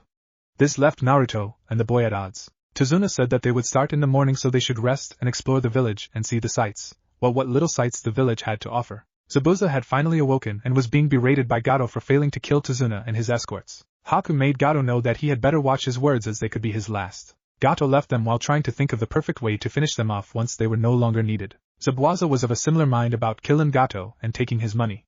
But he would deal with the ones who had defeated him first. 1 week later, they had finished guard duty for the day and went on to do some training. Asuma had them learning the tree walking exercise to help them with perfecting their chakra control. After finishing up, they went to do their own things. Shikamaru went to get in a power nap. Hinata went to help Tsunami with dinner. Asuma went to check around town for information on Gato's organization, and Naruto went out into the forest to practice his kenjutsu. After several hours, he had collapsed in exhaustion. After resting for a few minutes, he decided it was time to head back. As he sat up, he saw a beautiful girl wearing a pink kimono gathering herbs. He decided to go and talk to her. Excuse me, what are you doing? The girl looked up at him and smiled. I'm just gathering herbs to use and making a medicine to help an injured friend. Oh, that's cool. He then knelt down and examined the plants. Yeah, this could definitely be used to make a strong medicine. Haku looked at Naruto with a look of surprise. How do you know? I'm into gardening as a hobby. I may not look it, but I'm actually pretty good when it comes to recognizing plants and how they can be used for medicinal purposes. My girlfriend Hinata takes some of the plants I grow to make healing cream for our team and our friends' teams. I see, so why are you doing here now? Asked Haku, getting in some extra training time so I can be at my best to help protect the men working on the bridge project. I see, you wish to become stronger to protect people. That's very noble of you. Haku said smiling at Naruto. So tell me, is there anyone who's precious to you? Someone who you would risk everything for? Naruto looked confused for a moment. What does she mean by that? What about precious? His mind froze as images started to pour in. Iruka-sensei, Old Man Hokage, Old Man Ichiraku and his daughter, Asuma-sensei, Shikamaru, Chuji, Ino, and finally Hinata all appeared in his mind smiling at him. He smiled at the thought. Yeah, they are all precious to me. For them, I would give everything. Risk everything, just to keep them safe. Haku saw the look on his face and smiled. Obviously, this boy truly had precious people in his life that he would do anything for. Haku got up and started to walk away before turning around and looked at Naruto. As long as you fight to protect those who are precious as well as train for them, you will be strong, truly strong. Haku then walked back over to Naruto and surprised him with a quick kiss on the lips. Naruto blushed as the girl started to leave again. He couldn't help but wonder if this would consider cheating on Hinata even though she kissed him. Haku turned back one more time and added, oh, by the way, I'm a boy. Naruto stood there for a second and let this new information sink in before his eyes bulged as a look of horror crossed his face. I just got kissed by a guy and I actually liked it a little. Gaga-aha. He screamed as he ran to the nearest bush and started vomiting uncontrollably into it. Haku watched the whole scene with a happy smile. I wonder if I should tell him I was lying? Yeah, I think I will, but I'll wait a few more minutes as watching his torment is actually kinda funny. After Naruto got over the incident and returned to Tazuna's place, he decided to tell Inari about his goals in life. This had led the kid to yell at Naruto and say that things like heroes don't exist, and he's stupid to think such things. Tazuna heard this and took Naruto and the others off to another room and told them about Inari's father and how his death at the hands of Gato changed Inari from a hopeful child to the person he currently was. CHPT.6 The Heroes of Wave. Inari was sitting at the window in his room, looking out over the ocean. He was lost in thought, thinking about his dad. He was drawn from his thoughts by a knock at the door. Come in, he said as he looked to his door to see who it was. He regretted it after Naruto entered. He turned back to looking at the ocean for a few seconds till finally, with a little anger in his voice, said, "What do you want, Naruto?" He didn't get no response. Instead there was only silence. After a moment, he turned to see what Naruto was doing only to find him standing next to him, also looking out over the ocean. You got a good view from here, don't ya? He asked. Inari nodded before turning back to continue his own gazing. Yeah, I like looking at the ocean. It's calming, he said. Naruto smiled and said, it is, isn't it? I like it here actually. I think I might come to live here when I retire as a ninja. There's something about the smell and sound of the ocean that sets me at ease. The same goes for Hinata too, on both counts. After several minutes of silence, Naruto finally decided to get down to business. Inari, your grandfather told me about your dad. Inari stiffened at this as Naruto continued. I'm sorry for your loss, I really am. But you should know, I see your father as a hero. He stood up for what he believed in and didn't back down. He fought till the very end and never once chose to give up and run away. That's what makes him a true hero who'll always be remembered. What do you know, Naruto? You don't know how hard it is not having him here.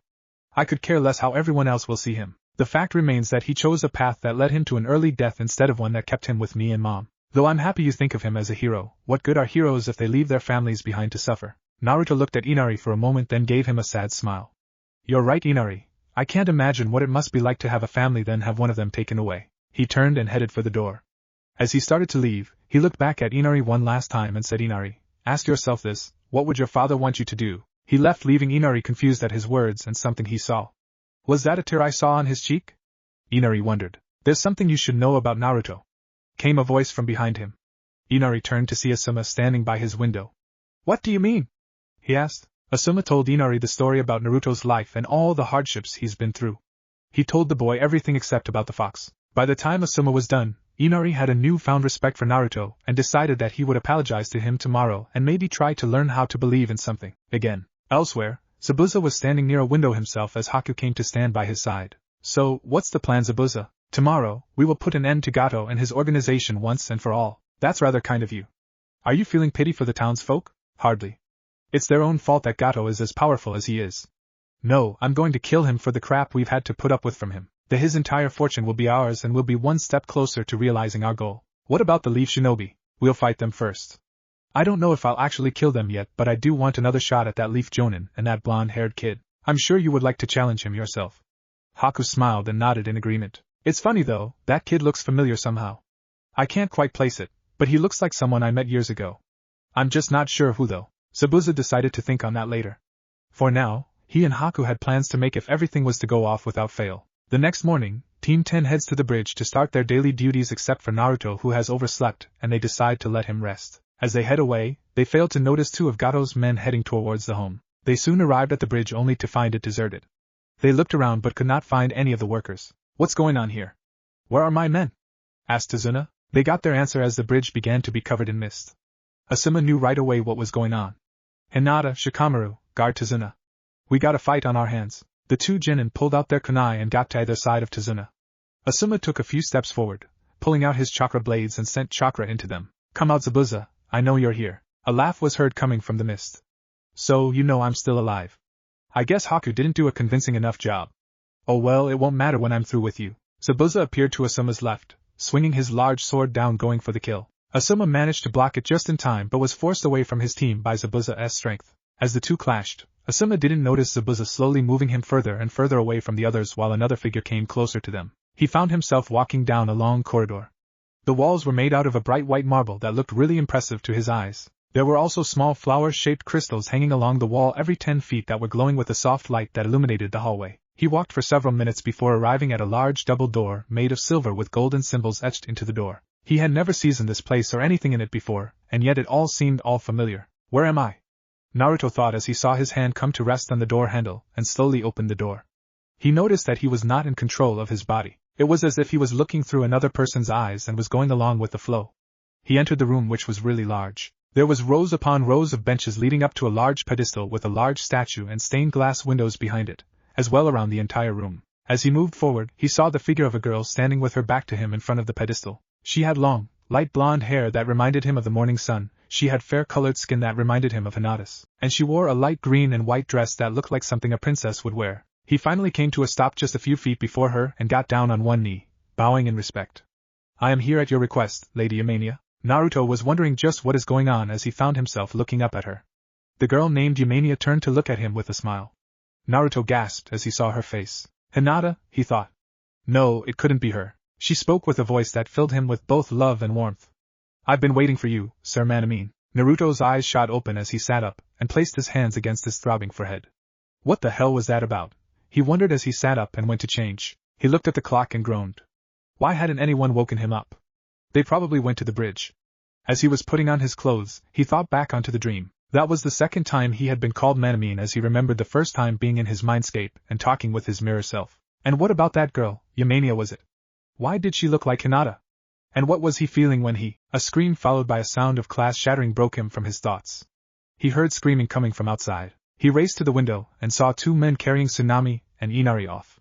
Without a moment to spare, he opened the window and leapt down. Using both speed and stealth, he managed to get to the man holding Inari and took him out with one hit from his training sword. The second man saw Naruto and dropped Tsunami as he pulled out his katana and charged him. Gathering his wind chakra into the sword, Naruto dodged the man's attack and hit him with an attack of his own that sent the man into the lake. "Are you guys okay?" Naruto asked. They both nodded. Naruto told them to go alert the town to be prepared for a possible attack by Gato. As he started to leave, Inari stopped him and said he wants to believe again, and Naruto tells him that he'll save the village and prove that a belief can lead to a positive end. He turned and started towards the bridge. "Guys, I'm on my way." As Hinata, Shikamaru, and Tazuna watched the fight between Zabuza and Asuma, they failed to notice Haku standing right behind them. A fact that was about to cost them. A wise shinobi never focuses on one thing at a time, you know. The three jerked around as Haku made a hand sign. Forbidden Jutsu, crystal ice mirrors. Before they could react, they were completely surrounded by a massive dome made up of multiple mirrors made of ice. "You are now trapped within my prison and there is no escape," Haku said while entering one of the mirrors. Suddenly, Haku appeared on every mirror and started locking Saban at the three. They managed to dodge a few of the slower ones, but each was hit by one that left them numb at certain parts of their bodies. "Hinata, see if you can find the real one," Shikamaru yelled as he dodged another round. "Byakugan," she said as she started to look around. After a moment, she responded, "It's no good. This guy's chakra is all over the place. I don't know which one is real." Outside, Asuma was trying to get a moment to help his team, but Zabuza wasn't letting up, and to make matters worse, a water clone was made that was now locking water jutsu at Asuma, keeping him even more on the defensive. Haku had started to move from mirror to mirror, attacking with each attack was hitting more precisely, and they were starting to fade. "I'm sorry, but I must end this." Haku threw several kunai at the three when an orange blur intercepted the attack. Naruto landed before them, his Ryokugan activated and took up a defensive position. "Sorry I'm late, guys." "Well, it's about time you got here, kid." Tazuna complained, though he was happy to see him, all the same. "Naruto, thank goodness," thought Hinata. "Man, what a show-off. What does he think this is, a movie where the hero has to arrive at the last second?" thought Shikamaru. "Tazuna, that Gato guy sent men after your family." "Luckily, I was there to save them," Naruto said. At hearing this, Tazuna was both concerned and relieved for his family. "Shikamaru, Hinata, get him out of here. I'll take care of this guy." "Naruto, you can't. He's too strong to fight alone," pleaded Hinata, hoping he was only joking. Haku took the opportunity to attack. Just as the Senbon were about to hit, Naruto dodged them and they hit harmlessly on the ground. "Don't worry, Hinata. He may be able to fool the Byakugan with his chakra, but only one image has an aura around it. Now go, guys." They nodded and took Tazuna outside the dome. Haku tried to stop them, but Naruto jumped in and blocked the attack. "Good, now that they're outside, I can use it without having to explain to Shikamaru and Tazuna what they would have saw," Naruto thinks as he starts focusing on the power he needs. Several feet outside the dome. "You two don't have to stay with me. I'll be fine on my own. Go help your friend," said Tazuna. "No can do. If Naruto says to watch you, that's what we'll do," Shikamaru replies. Hinata nods. "I don't think anyone is going to be okay. It's time I did a little remodeling around here, don't you agree, Tazuna?" The three looked around and saw Gato and about 50 men, including 2 Cloud Ninja, with their weapons drawn and preparing to fight. Meanwhile, with Asuma and Zabuza. "Okay, Zabuza, I gotta ask. Why did you and the other swordsmen of the Den Mist betray the Mizukage?" Zabuza smiled beneath his mask. "Well, that's the funny thing about it. We didn't." "What do you mean?" Zabuza brought his sword up and said, "Beat me and I'll tell you what you want to know." "Inside the dome. What are you planning on doing? Even if you can detect my presence inside the mirrors, that still won't help you beat me." Naruto smiled as the change started. "I know. That's why I'm gonna take out the mirrors." Haku watched as Naruto's hair became wild, his fingernails became claw-like, his whisker marks became larger and darker, and his eyes went from blue to red with slits. "Rage mode," Naruto said. Haku was mystified as to what happened. Naruto thought for a moment on what to do. "Not as much power as last time, but it'll do for what I need of it. I better end this now before he can attack." "I style, 1,000 frozen needles of death." Haku yelled as 1,000 projectiles shot out from the mirror. They all hit Naruto, making him look like a pincushion. "I got him," Haku thought as Naruto wavered. However, Naruto just smiled and with a blast of red chakra, he sent the needles right back into the mirrors. Haku was surprised by this and had to quickly jump to another mirror as Naruto charged forward. His punch shattered the mirror. Haku tried to attack him from behind, but Naruto grabbed him, her, at the last second and brought Haku close. Naruto kicked Haku with such force that the young nin shot straight up and shattered the topmost mirror. Naruto surrounded his body with red chakra and sent it blasting outwards. The wave of energy hit and destroyed other mirrors with a single hit. Haku fell back to the ground and was caught by Naruto. Haku awoke to see Naruto holding a kunai to his throat. This fight is over. Agree to surrender and I'll spare you and Zabuza. Don't and well, see what this power can really do. Haku nodded. The young nin got on his feet and removed the mask.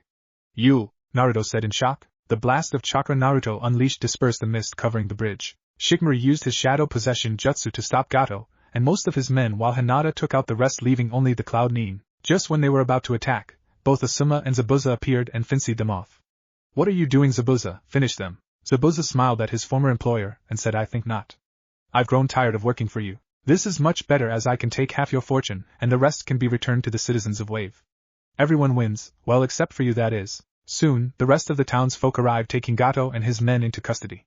Zabuza and Haku agreed to stay and help with the bridge. Over the next 2 weeks, Team 10 learned that the hidden Miss Swordsman turned against the Mizukage because the current third Mizukage isn't the real one. The real one was killed and an imposter has taken his place.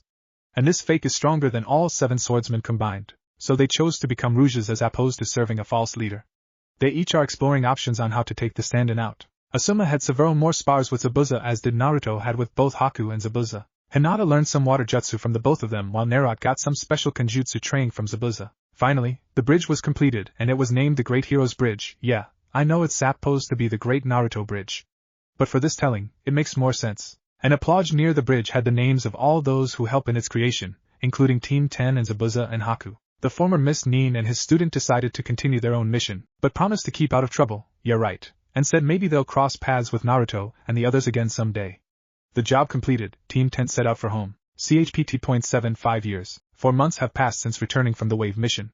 In that time, Team 10 has done several more D and C ranked missions, the most recent being a mission to the Land of Snow.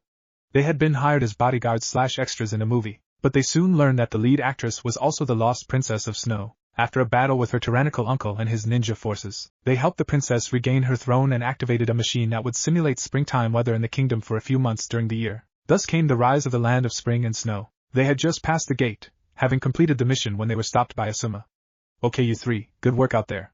Especially you Naruto. It seems you have a habit of doing crazy things that gets you into serious trouble but at the same time, makes you really popular with entire nations and helping our village gain both respect and powerful allies. Naruto grinned from ear to ear and said, well, what can I say Asuma-sensei?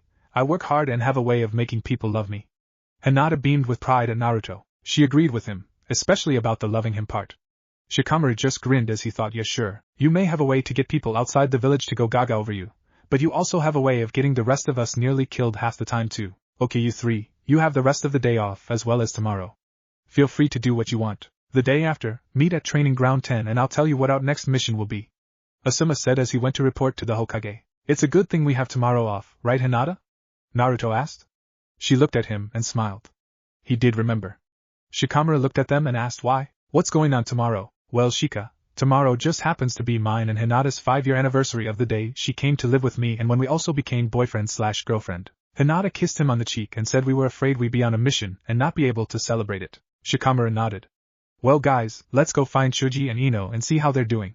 Yeah. I need to speak to Ino anyways. Hinata said. Naruto looked at her and said Hinaheim, are you sure you want to ask Ino for a dress? You could go buy one yourself. Why Naruto? Hinata asked. Well, no offense to Ino or anything, but considering her normal clothes, wouldn't her more date-based clothing be I don't know kinda slutty? Hinata looked at Naruto with a shocked look on her face. Naruto, how can you say that about one of your friends? Naruto jumped behind Shikamaru and said in his own defense I'm not saying Ino's a slut Hinata, I would never say that. I'm just saying her choice of clothing is in question. Help me out here Shikamaru, please. Shikamaru looked at him and said no way, I'm staying out of this one. You're on your own buddy. After about 15 minutes of walking, Naruto was finally able to get Hinata to forgive him. Shikamaru laughed on the inside as he had never seen Naruto look more pitiful as he begged and pleaded for Hinata to forgive him. She had already forgiven him 2 minutes into the whole thing, but kept him hanging for the remaining 13 cause it was fun to torture him from time to time. That soon arrived at Chuji's favorite eat-out, the beef bowl. They saw him sitting on a bench outside of it, but something was off. First, his hands had been expanded to a large size and they were in front of his body like he was hiding something.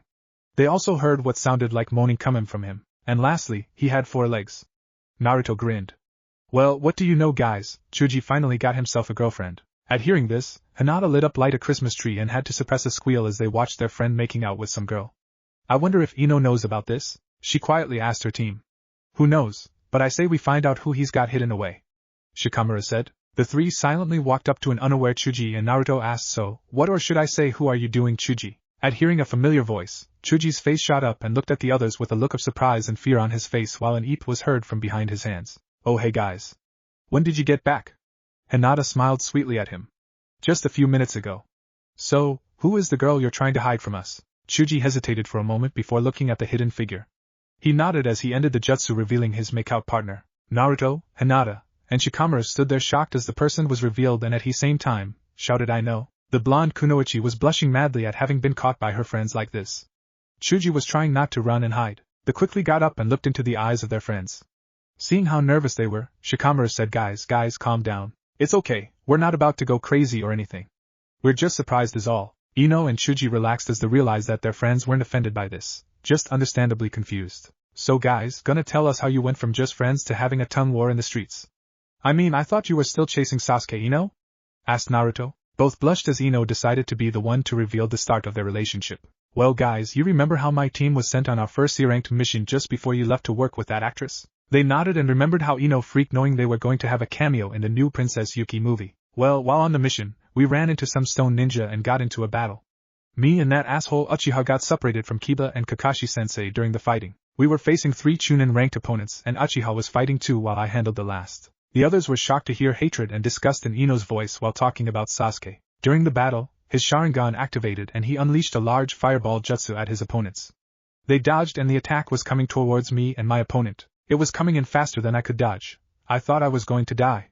Then my opponent shot forward and pushed me out of the way, saving me. He died as a result. After Sasuke finished the other 2, I went over and asked what he was thinking, trying to hit me along with our enemies. His response was that mine or anyone else's lives don't mean a thing to him. If a person can't help him gain power, then they're better off dead. Naruto, Hinata, and Shikamaru were both shocked and angry at this and all thought the same thing, that bastard. When Kakashi-sensei and Kiba finally found us, I told him what happened and he told me he'd have a talk with Sasuke. That of course, in my mind means that nothing is going to be done about it. Naruto scowled at this. That doesn't surprise me. When Sasuke is involved, he's always in the right. Both the teachers at the academy and the village council are always sucking up to him and giving him what he wants. I won't be surprised if he one day ditches this village if it means getting more power. The others nodded. Well, anyways, after we returned from the mission about 2.5 weeks ago, I asked the Hokage to switch me and Sakura. He said no at first, but I convinced him to at least ask her and Kurenai-sensei. If he didn't at least do that, I would quit being a ninja. About 30 minutes later, they arrived and the question was asked and Sakura begged for the switch. Kurenai-sensei was more than willing to do it because apparently, Sakura has been nothing but a right queen bitch to her team and sensei from day one. So, I'm now on Team 8, and she's on Team 7. I do feel sorry for Kiba, but at least he's happy working with Kakashi-sensei and learning about working with a dog partner better. After joining Team 8, I was told by Shino that Chuji liked me and always talked about me. I guess I always knew but just looked the other way. So I decided that in order to fully get over Sasuke, I asked Chuji on a date, and I'm glad I did as it was the most fun I ever had and the rest is history. Ino finished as she gave her boyfriend a peck on the cheek. Well, what can I say, Ino's worth it to me. I'll do anything to make her happy. I'll even lose some weight, said Chuji. Ino had him look at her, and said don't even think about it. I don't mind your size as it's just more of you for me to love. The 5 friends talked for a while as they got caught up on everything that was going on. Eventually, Hinata asked Ino if she could borrow a dress for tomorrow. After learning of the reason, Ino grabbed Hinata and dragged her off to her home to get to work. Naruto decided to see Iruka and ask for help while Chuji and Shikamaru entered the beef bowl to eat. Now that everyone is here, it's time to talk of an important matter, said Sarutobi as he addressed the gathered jonin before him. In 3 days, our village will be hosting the 94th annual Chunin exam. To that end, I'd like to know if any of you would like to put your team up for the task? Kakashi was the first to step up. I would like to recommend Team 7 for the challenge, Lord Hokage. The other jonin in the room looked at him in surprise. Are you sure about that, Kakashi?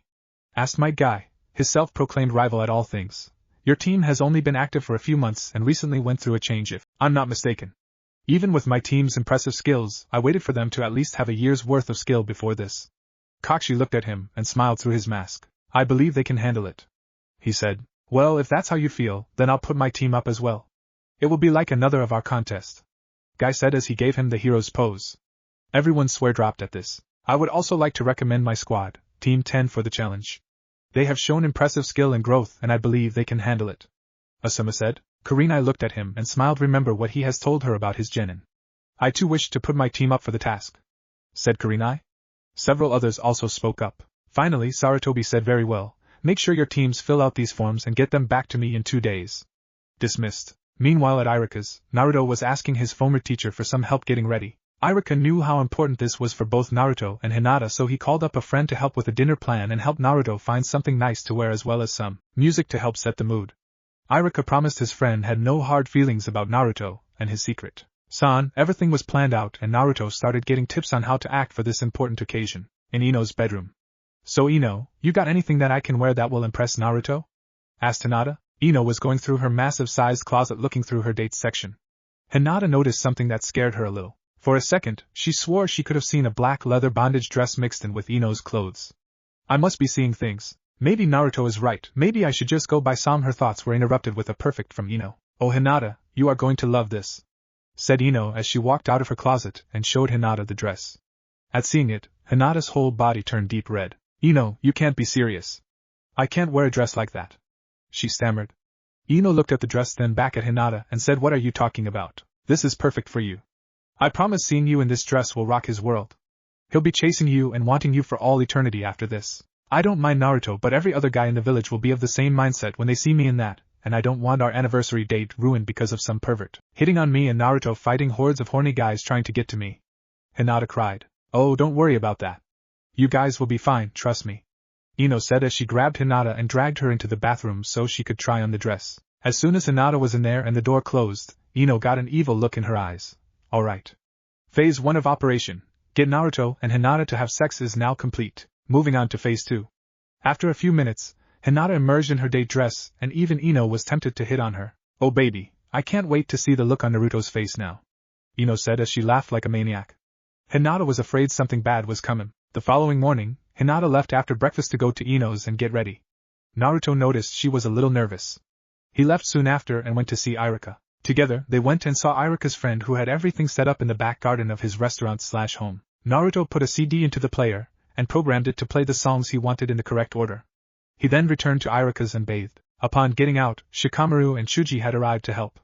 By 5:30 p.m., Naruto was ready to go. He was wearing black pants, a white shirt, and a black jacket that was opened in the front. Think how Rino from Final Fantasy VII dresses. Together, the four of them went to the Yamanaka flower shop. They were greeted by Ino's parents, and Naruto noticed both Mrs. Yamanaka and Irika were holding cameras. Ino finally appeared and said, "Damn Naruto, aren't you looking fine tonight?" Naruto blushed at her comment. Ino called out to Hinata, who walked into the room with her cheeks burning with a deep pink color. When she was in full view, Naruto, Shikamaru, Chuji, Irika, and Inoichi all blushed madly at the girl and had a little nosebleed. She was wearing a sparkling red dress that opened along the sides of the shirt, showing off her legs. Think of the dress Jessica Rabbit wore in Who Framed Roger Rabbit. Now for fun, imagine Shippuden Hinata wearing said dress and try not to faint from loss of blood. Hinata Naruto stammered near speechlessness. You look amazing. Her blush deepened even more if possible. Thank Naruto. You look very handsome yourself. Inoichi handed Naruto a small box. Inside was a special lavender-colored rose that the Yamanaka worked hard to make. He walked over and placed it in her hair and kissed her cheek. He then put an arm around her while she had her hands clamped together in front of her in that shy way while pictures and home video recordings caught the whole thing. Finally, it was time to go, and they said their goodbyes.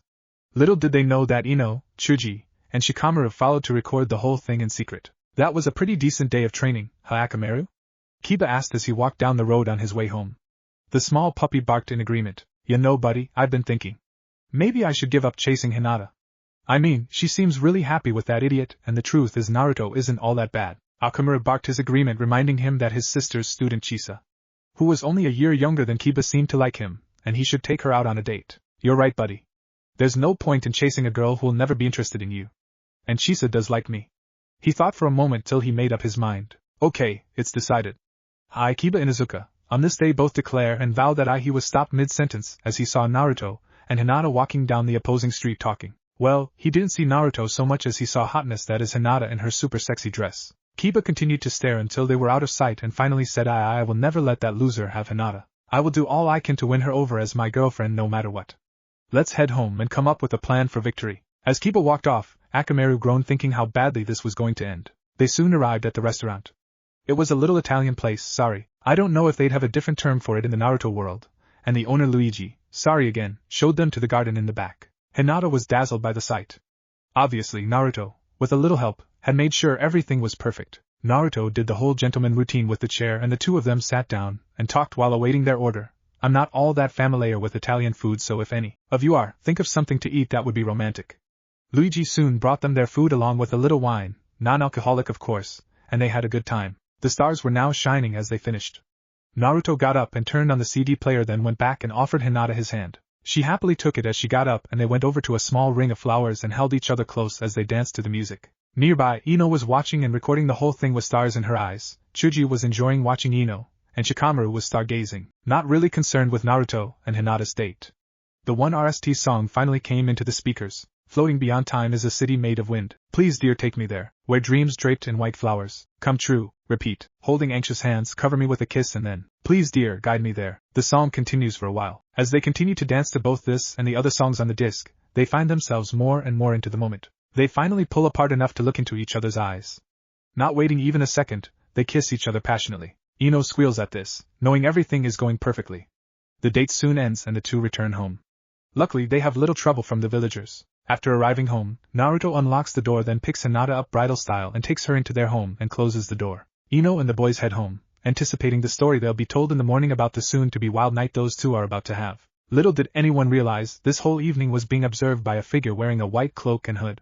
He smiled as the two lovebirds entered their home. Well, this makes things easier, he thought as he faded away. The next morning, Ino was livid that nothing happened after they returned home. They, apparently just went to bed and fell asleep right away. Hinata even allowed Ino Ito her mind to confirm it. All that work for nothing, she whined to herself. They ran into Shino as they were all heading to train ground 10 to see their senseis. Along the way, they ran into Konohamaru and his two friends Moegi and Udan. After some talking, Konohamaru angered Ino, who gave chase only to run into two uncon ninja. CHPT.8, Chunin Exam 1 written test. Save me boss. This chick is crazy, yelled Konohamaru as he ran for his life. Ino was only a few feet behind him screaming for his blood. Naruto and the others were moments behind her, hoping to get to Ino before she can kill the young boy in a very painful manner. What did Konohamaru do that was so bad? Well, let's just say be careful about jumping from a tree. You never know when you might crash into a girl and accidentally rip her top off, exposing things that she doesn't want exposed. Konohamaru turned a corner only to crash into a male teen of at least 14 or 15 with a large object wrapped in bandages slung over his back. Next to him was a girl around the same age with a large fan strapped to her back. He wasn't sure why, but the sight of them filled him with fear. The others caught up and stopped at the new arrivals. Naruto removed his jacket and handed it to Ino so she could cover her exposed chest. She quickly accepted, finally remembering she had been running while giving random passerbys a peep show. Hey, watch where you're going, you little runt, the red-headed boy said. Kono backed away as Moegi and Udan ran up to him and helped him up. The three then ran and hid behind Naruto and Hinata. Oh, look what you did, Kankuro, you scared the little brats, said the girl. Kankuro looked at her with an annoyed expression and said, Kena Temari. Little punks like these need a little fear in their lives to teach them respect. Just who are you guys? From the looks of your forehead protectors, you guys aren't Leaf Shinobi, Naruto said. It would appear that they hail from the Hidden Sand Village, stated Shino in his usual emotionless voice. Sand Shinobi? What are they doing here in the Leaf Village? Questioned Chuji. They're here for the Chunin exam, am I right? Said a voice from above them. They all looked up and saw Sasuke standing on a tree branch giving the two sand ninja a menacing smile. Ino scowled at seeing him as she remembered the mission he had almost killed her while attacking enemy ninja. Yeah, that's right. And who are you? Asked Kankuro. He is Sasuke Uchiha. Someone I look forward to killing, came a voice from behind Sasuke. Everyone looked to see a boy with red hair and dark rings around his eyes. And who are you? Asked Sasuke. I am Gaara of the Sand. He turned to his teammates and said it was time to go. The three sand shinobi left without incident. Sasuke jumboed down from the tree and watched them depart. Gaara of the Sand, huh? I might have to check this out. He may actually be a good opponent, thought Sasuke. Hey Sasuke, yelled Sakura as she and Kiba walked up. Oh look, it's the loser squads. Marveling at the awesomeness that is Sasuke? She asked. Nah, why would we do that, Sakura? Asked Naruto. Seeing what it has done to you, I think we'd be better off jumping into a volcano that risk becoming a stalking banshee like you. Sakura was about to attack Naruto for that when Kiba reminded them that they were all sappos to meet their senseis for some reason. The three teams split up though Naruto noticed Kiba checking Hinata out as he left. He had to fight the urge to rip the guy's eyes out. Later, Asuma was talking to his team. Alright guys, the reason you're here is so I can ask if you three want to take part in the Chunin exam? They looked at him with surprise in their eyes. You serious? Asked Shikamaru. Asuma nodded. Kakashi is putting his team in, so both me and Kurenai decided to as well. I personally think you all are ready for this challenge. Between teams 7, 8, and 10, ours has shown the overall most progress and has the highest number of missions completed. Now you should all know that the exam is dangerous, and though measures have been taken to ensure the safety of the genin during the exam, it is possible that you could all end up dead.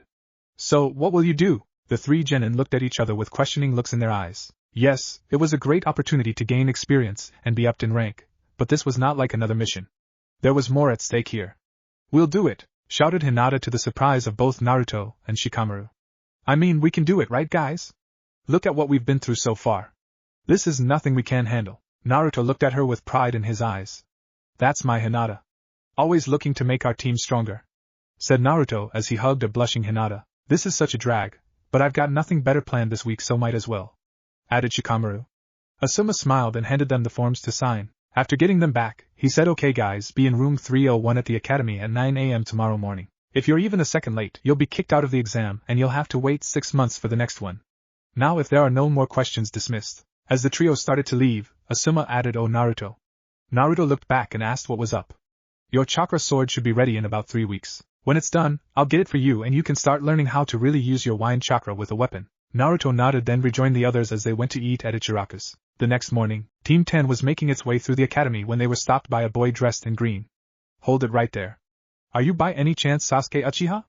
Asked the kid. Naruto whirled on the guy and yelled, do I look like an emo ass? No, I'm not Sasuke, I'm Naruto Uzumaki. Naruto, Hinata, and Shikamaru looked at the person before them. In addition to having horrible taste in clothing, even worse than Naruto, if possible, he had a salad bowl hairstyle and unhumanly giant eyebrows. I see, my apologies then. I guess my search shall continue. Oh, and by the way, my name is Rock Lee of Team 9. As Lee started to leave, Hinata stopped him and asked, why are you looking for Sasuke anyways? Lee smiled and said, I have heard that the Uchiha have a most excellent fighting style. I was hoping he'd honor me with a spar. Hey Shika, how long do we have till we need to be at room 301? Asked Naruto. Shikamaru looked at his watch and said 45 minutes. Well Lee, I'm no Uchiha, but do you want to fight me in a match? No offense to you Naruto, but why would I do that? Asked Lee. Naruto smiled as he stuck out his chest and proclaimed, because I will one day be Hokage of this village, so this would be a great chance for you to test yourself against me. Lee looked at him for a moment before saying, a future Hokage you say? Yash, that will make for a perfect challenge. I accept. Hey Naruto. We really don't have time for this, reminded Shikamaru. Naruto smiled and said, this won't take too long, and besides this will be a good warm-up for the exam, right Lee? Lee nodded as he and Naruto walked towards the gym. Hinata and Shikamaru sighed as they followed.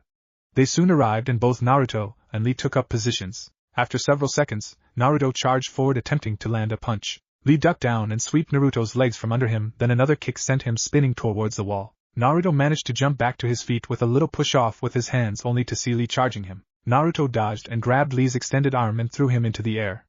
Lee righted himself and shot back towards Naruto. Naruto dodged again, and a good thing, as Lee's kick left a small crater in the ground. The two charged each other as both kicks and punches sounded across the room. Final, just as quickly as it started it was over, as the two boys bowed at each other before shaking hands. That was actually pretty fun, Naruto said as he worked to catch his breath. Lee nodded and said, Yash, I agree. A most enjoyable match. We must do this again. Naruto nodded before Lee added, I must ask, do you wear training weights? Yeah, I started wearing them about 4.5 years ago. I never take them off unless I'm upgrading to a newer, heavier set, with the exception of the weight vest, which I take off when I either shower or sleep. Because Hinata likes to use my chest as a pillow, he mentally added. Lee and Naruto exchanged friendly banter while Hinata could only laugh at just how much they are alike. Sasuke appears looking for Lee as he was told Lee was looking for him. Kiba Sakura joined Team 10 and watch as Sasuke and Lee fight. Lee and the two teams arrive outside of room 301 after Might Guy showed up and reminded them of the penalty for being late. They were greeted by Team 8 and Lee's team. Lee, you moron. What were you thinking? Are you trying to get us kicked out before the test even starts?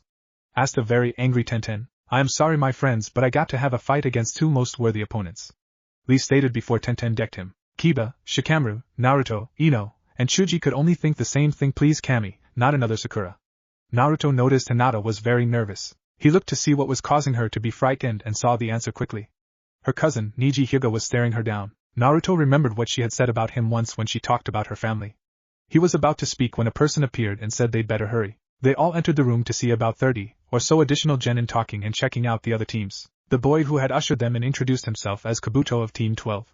They learned that he was in training to be a med ninja and had special info cards on all teams present. He warned them to look out for not only the sand ninja team but also the sound ninja. Dosu, the leader of the team, attacked Kabuto but failed to hurt him, though it did give the others a chance to see how sound ninja fight. It was then that Ibiki Marino entered and had all genin take a number to their sitting arrangements. As Naruto sat down, he looked to see where the other were at. He looked to his right only to come into eye contact with a guy with pale blue eyes, silvery white hair, light skin tone, and was wearing a white long-sleeve shirt, white pants, and a gray-colored scarf. "Hello, I'm Naruto." "Who are you?" he asked. The guy smiled and said, "My name's Keyote of the Hidden Light Village." "Nice to meet you." Naruto thought for a moment before saying, "Never heard of the Hidden Light Village." "Where is it?" "It's far to the north of here in the land of auroras." Ibiki informed them of the test rules and said they had 1 hour to complete the test. The test began and Naruto quickly realized he was screwed. Despite having Shikamaru help him with his education, he couldn't figure out how to answer any of the questions. Luck soon came to him 20 minutes into the thing when Ino mind transferred into his body and wrote the answers down for him. He mentally thanked and promised her anything she wanted as a reward. He will come to regret saying that to her in the future, trust me. 45 minutes into the test, Ibiki revealed the 10th question. Several teams bailed out, but thanks to Naruto's challenge to Ibiki, most stayed feeling confident. As a result, the remaining teams passed and Anko arrived escorting the passers to the next stage of the exam. The Forest of Pain. HPT.9. The Chunin Exam 2 in the Forest of Death. Within his personal chambers deep inside of Root headquarters, Danzo was not the happiest of people right now, not that he's ever happy, of course. It seems that every one of his plans has always suffered some sort of complication that led to the plan failing. The first time had been during the Kyuubi's attack. He had gone to great pains to set up everything so that he would be named the 5th Hokage after Minato's death, but instead Sarutobi had found a way to be reinstated as 3rd Hokage once again. The next setback had been his inability to get Naruto placed under his personal care. He had then tried to make sure the boy's life was as horrible as possible in order to get him started being brought into the proper mindset for his eventual placement into Root's care. Then another complication came when the outcast Hyuga girl Hinata came to live with him, and showed him a world filled with kindness, friendship, compassion, understanding, and of course, love. Love, he snorted to himself, it's such a disgusting word. Completely useless in the world he envisioned. That added to making friends at the academy started turning his weapon into a caring little thing. Truly disgusting in his eyes. He had wanted the little bastard in the academy because he had hoped that being around others his age but still being treated like a monster would further push him in the proper direction needed, but once again, that had backfired. Even his attempt at sabotaging his education with help from Mizuki and other teachers who hated him had ended in failure, and these months as a skilled genin in an exceptionally skilled team had further hampered his plans. But the Chunin exam had presented an opportunity he couldn't pass up. After all, his ally was personally overseeing the planned events. He had to play his cards right. He was being careful, planning for any possible occurrence that could happen and planning a way to get around it to meet the desired goal. To that end, he had to get things in motion. One of his loyal men stood waiting as he finished writing the message to a certain person with instructions on what needed to be done. What he was asking for would be considered inhuman to most people, but he didn't care. For the realization of his lifelong goal, any sacrifice would be worth it. He finished the message and handed it to his agent. "You know who to give it to?" he asked. The figure nodded.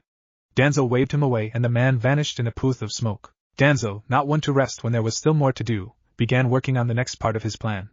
Failure this time was not an option. The remaining teams had arrived at a large, open field outside a massive forest surrounded by a massive wall. It was obvious that whatever was within the forest, obviously, it wasn't the place any reasonable person would want to go. But then again, whoever said that genin were known for being reasonable? As the teams gathered around Anko, she prepared herself to give them a proper good scare. "Alright, all of you, listen up. This is how the exam will work. Behind me is the Forest of Death, a place that is usually used to help train Anbu agents, though it is also used for the Chunin exam whenever it is held here in the Leaf Village. When I'm done talking to all of you, your teams will each proceed to that tent over there where you will be given both a scroll and a number. Once all the teams have done this, your team will go to the gate that has the same number on it as you were given. When the gates are opened, all of you will proceed into the forest, and will have 5 days to make it to the tower at the center of the forest alive. Do you all understand so far?" After seeing the various teams nod, she continued. "Now simply getting to the tower is not enough. The reason you are also being given a scroll has a part to play. You will either receive a Earth Scroll or a Heaven Scroll. Before you enter the tower, you must possess one of each, which means that you'll have to find a team that has the scroll you don't have and take it from them. Only teams that have both scrolls and enter the tower safely will pass and move on to the next round. Also, do not open either scroll until you enter the tower or you will be severely punished, and your team will fail the test." She looked to see if anyone had any questions or looked confused. Seeing that there was none, she decided to finish so they could get started. With an evil, maniacal grin grossing her face, she said, "Now the other teams you'll be facing off against aren't the only dangers you will be facing. The forest is home to many man-eating beasts and deadly monster plants that are just as likely to kill you than anything else. And the survival rate inside is pretty crazy. The last time the exam was held in our village, I believed over half the teams that went in never came out alive, and not because they battled each other, if you catch my drift. She smiled at the sight of some of the gen and now looked scared enough to wet themselves. Oh well, I'm sure you all will have a lot of fun in there. But a word of advice. Just don't die. After all, it'll make me look bad if I nearly wipe out another group of promising genin again. Can't have people thinking I enjoy it now, can I? She finished as she roared with laughter, causing everyone present to pale. Well, almost everyone. Naruto leaned over and whispered to Hinata and Shikamaru, man, is THS chick crazy or what? They didn't get a chance to nod as a kunai shot past Naruto's face, leaving a small cut along his cheek. Enko suddenly appeared next to him, her arms around his waist to keep him from running as she said to his ear, what did you say, blondie? Before he could answer, she licked the trickle of blood from his cheek, causing him to shiver nervously, and the others to back away in fear. He meekly answered, I said that you were crazy. She giggled seductively as she turned him around to face her. Oh, I am, huh? Well, if you thought I was crazy before, what about now? He was about to ask what she meant when she forced her lips onto his in a rather violent kiss. Ino and Chuji had to hold Hinata back from rushing over and killing Enko from violating her Naruto in front of everyone. Shikamaru cringed at the sight but was too afraid to help him. Sakura actually felt bad for him. Well, first time for everything. Keep account and help, but think, poor kid, even I think he needs to be this messed up for life. Sasuke wasn't sure what to think. Naruto tried to free himself until Enko did something that completely destroyed his innocence. She shoved her tongue into his mouth. After several more seconds, she released him from her death lock and watched what was about to play out. Hinata finally broke free as she and their friends rushed over to see how he was doing. He had curled up into the fetal position, shaking violently as he whispered over and over, she violated me. She violated me. So dirty. So dirty. Hinata, while attempting to comfort him, looked back and said, why did you do that for? What did you do to him? As her desire to kill this woman was building up, Enko smugly remarked, HMMPH, if he can't handle a simple kiss from a woman like me, he has no chance at a happy, productive sex life now, huh? Seeing Hinata's reaction was enough to make her laugh again. Alright, enough of the fun already. Let's get this show on the go. About 10 minutes later, Naruto was finally back to normal thanks to Ino going inside his head and using her family's mind jutsu to block out what Enko did, as well as left a mental command that would keep him on guard around her from now on. Hinata swore she would pay Enko back for trying to mentally scar Naruto for life. Shikamaru and Shino had gone and got their team's skulls and numbers. As they waited to be told to head to their assigned doors, the light ninja came over to chat. So, you feeling better, Naruto? Keyote asked with an amused smile on his face. Naruto shrugged as he introduced Hinata, Ino, Chuji, Shino, and Shikamaru to Keyote. Keyote in turn introduced his teammates, Gaff and Petra, who nodded but didn't speak. As soon as the last team got a scroll and number, Enko yelled out for everyone to go to their assigned gate. Team 8, 10, and the light ninja wished each other luck as they went to the gates. Once all teams were ready, the massive doors opened and the second round officially began. About 9 hours into the forest, Team 8 located a group of stone ninja and launched a surprise attack. They managed to beat them easily, and as luck would have it, the stone ninja had the scroll they needed. As they set off for the tower, they only hoped they would arrive with losing anyone and would avoid the other teams who might take one or both scrolls. The next morning, Team 10 awoke and started looking for any team that might have the scroll they needed. Not far from their camp, a figure wearing a white cloak and hood, same one from CHPT.7, placed his hands on the ground and said a few words in an unknown language. 2 human-shaped beings appeared that were black in color with no physical features on them like eyes or a mouth. He smiled and said, go and test them, but don't kill them. The creatures nodded as they left. Team 10 was just about to move when Naruto picked up an enemy presence. Guys, we got company. As he said that, one of the creatures appeared before him and attacked. He managed to block with his kendo sword, but the strength of the creature caused him to be brought to his knees. Hinata saw this and moved to help when the second one came from behind her and Shikamaru and knocked the lazy ninja out with a swift blow to the back of his head before he could even react. It charged Hinata, unleashing a fast series of attacks.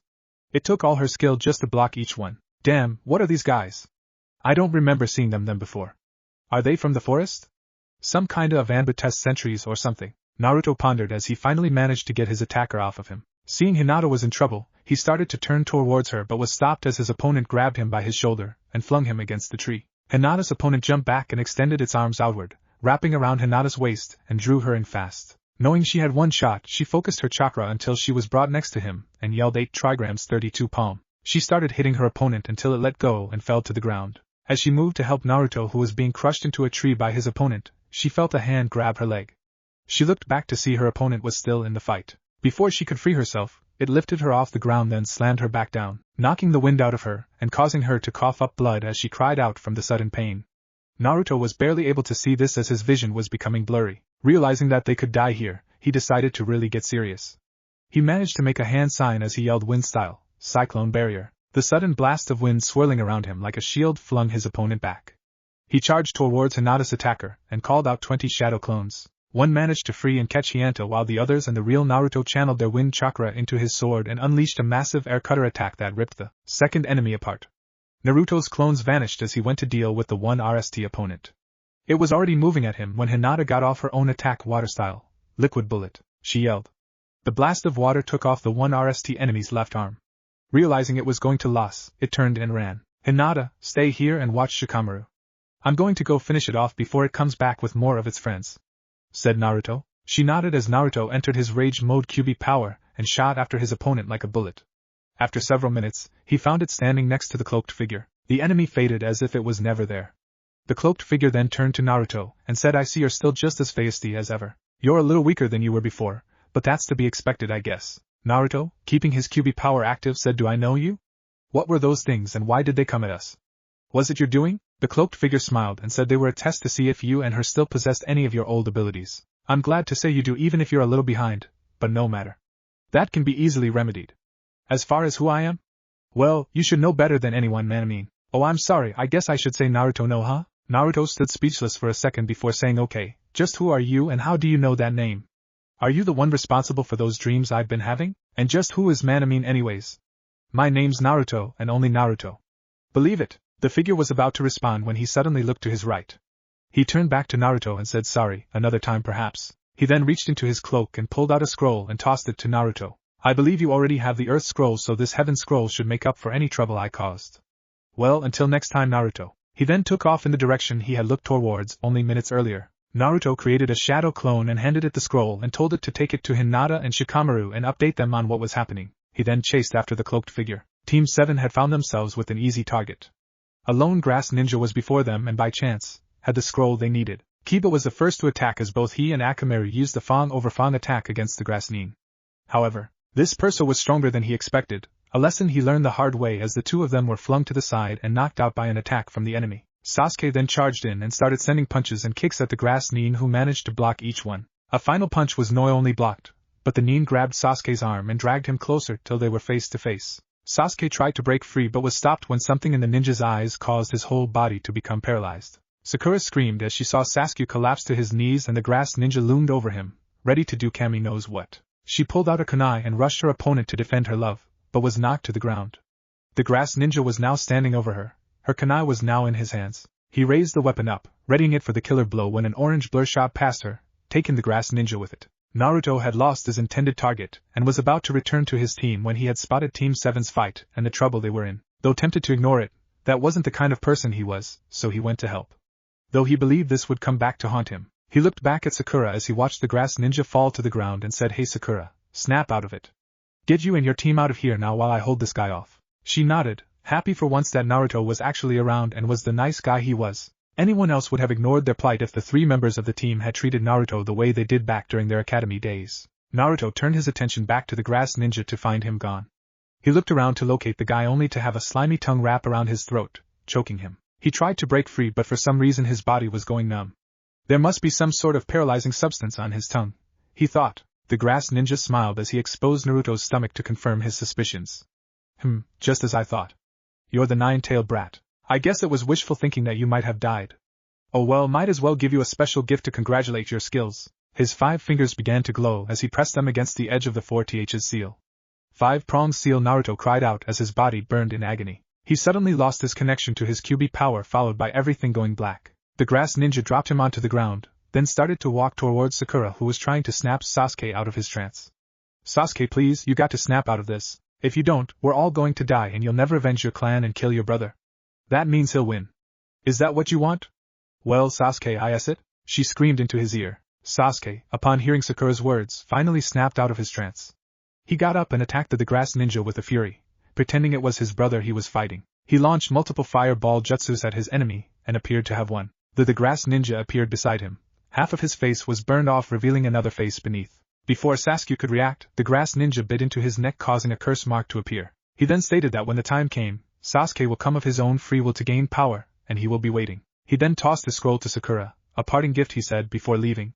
With Sasuke, Kiba, Akamaru, and even Naruto passed out, Sakura knew she had to be the strong one and protect them until they woke up. She moved the 4 of them down to the base of the tree where she discovered a large opening like a small cave cut into the tree and used it as shelter for the 5 of them. The following morning, she had awakened to see that both Kiba and Akamaru were finally awake.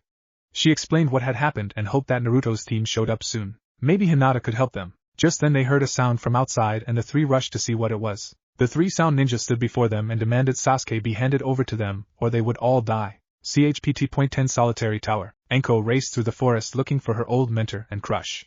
It has been years since she last saw him, and feeling the power of the cursed seal, she believed she'd finally be able to put both him and his insane ideals behind her. Her brain had told her to go warn the Hokage about this, but her desire wanted to confirm his presence in the flesh, and besides, she wanted to finish old business with him. She soon saw a person ahead of her standing on the tree branch as if waiting for her. She landed and looked at the man standing in front of her. "It's been a long time, hasn't it, Anko dear?" asked the man as he slowly turned around and let her see him. Anko growled in anger at the sight of him. "Orochimaru. I had hoped I would never have to see your face again. Yours is a part of my past I'm trying very hard to forget," she spat at him. He grinned as he gave her a surprisingly sweet laugh. "What's wrong, Anko? Aren't you happy to see me again? I know I left under less than admirable terms, but with our history together, I thought you would have forgiven me and be willing to give little old me a second chance. I'll show you how much I've forgiven you." Striking Shadow Snake, she yelled as several vipers shot out from her trench coat's sleeves. The snakes raced towards their opponent ready to kill, but he simply smiled as with a wave of his hand, he cut their heads off. Before Anko could make another move, she found herself pinned against the tree with him on top of her. "Don't worry, I'm not here to force you into joining me again. You're a grown woman now who's free to make her own choices in life," he said. "Then why are you here then?" she asked with anger in her voice. In truth, her anger was actually from the fact he hadn't come back for her, and the fact she was actually liking him being over her, which made her even more angry at herself. "Get a hold of yourself, Anko. That was a long time ago, and you were both young and naive, and this bastard knew how to make you do what he wanted. It's simple. I came here looking for a worthy successor to my power.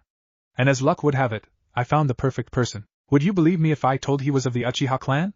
He grinned viciously at her reaction as he continued. "Let me guess, you're going to tell the old man about this, huh? That's fine.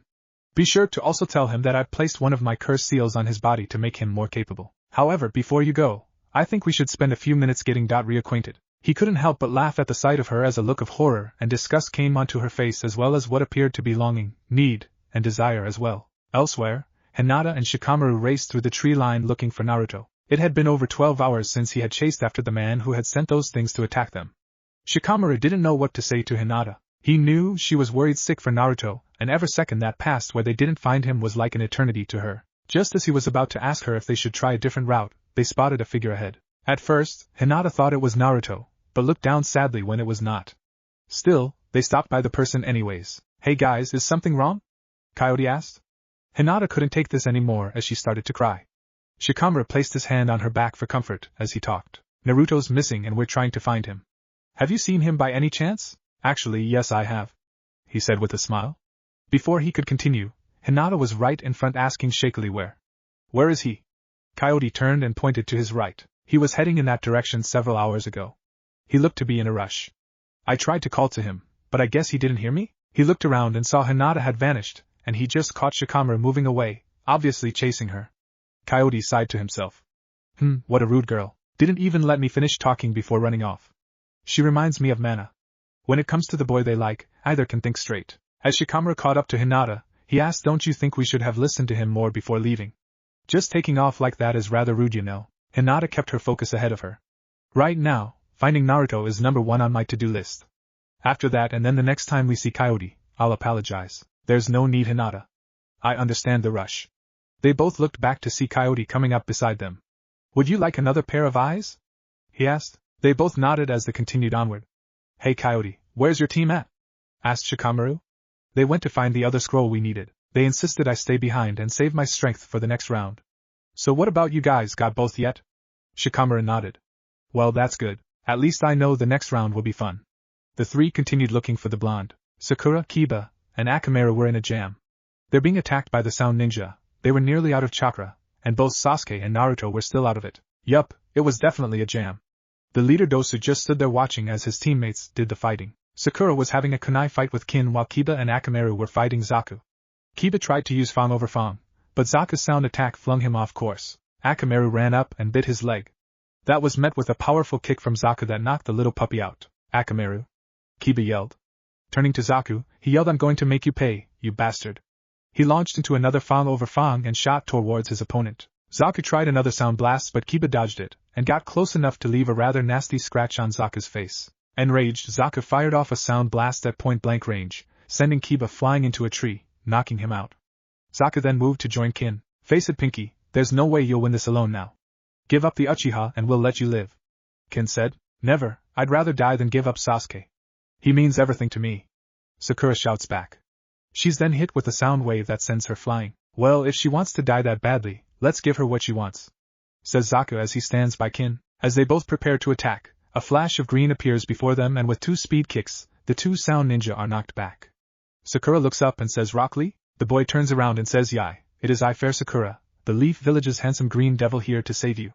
He takes up a battle stance, preparing for battle. Dosu locks a sound wave, but Lee dodges and appears before Dosu, kicking him into the air.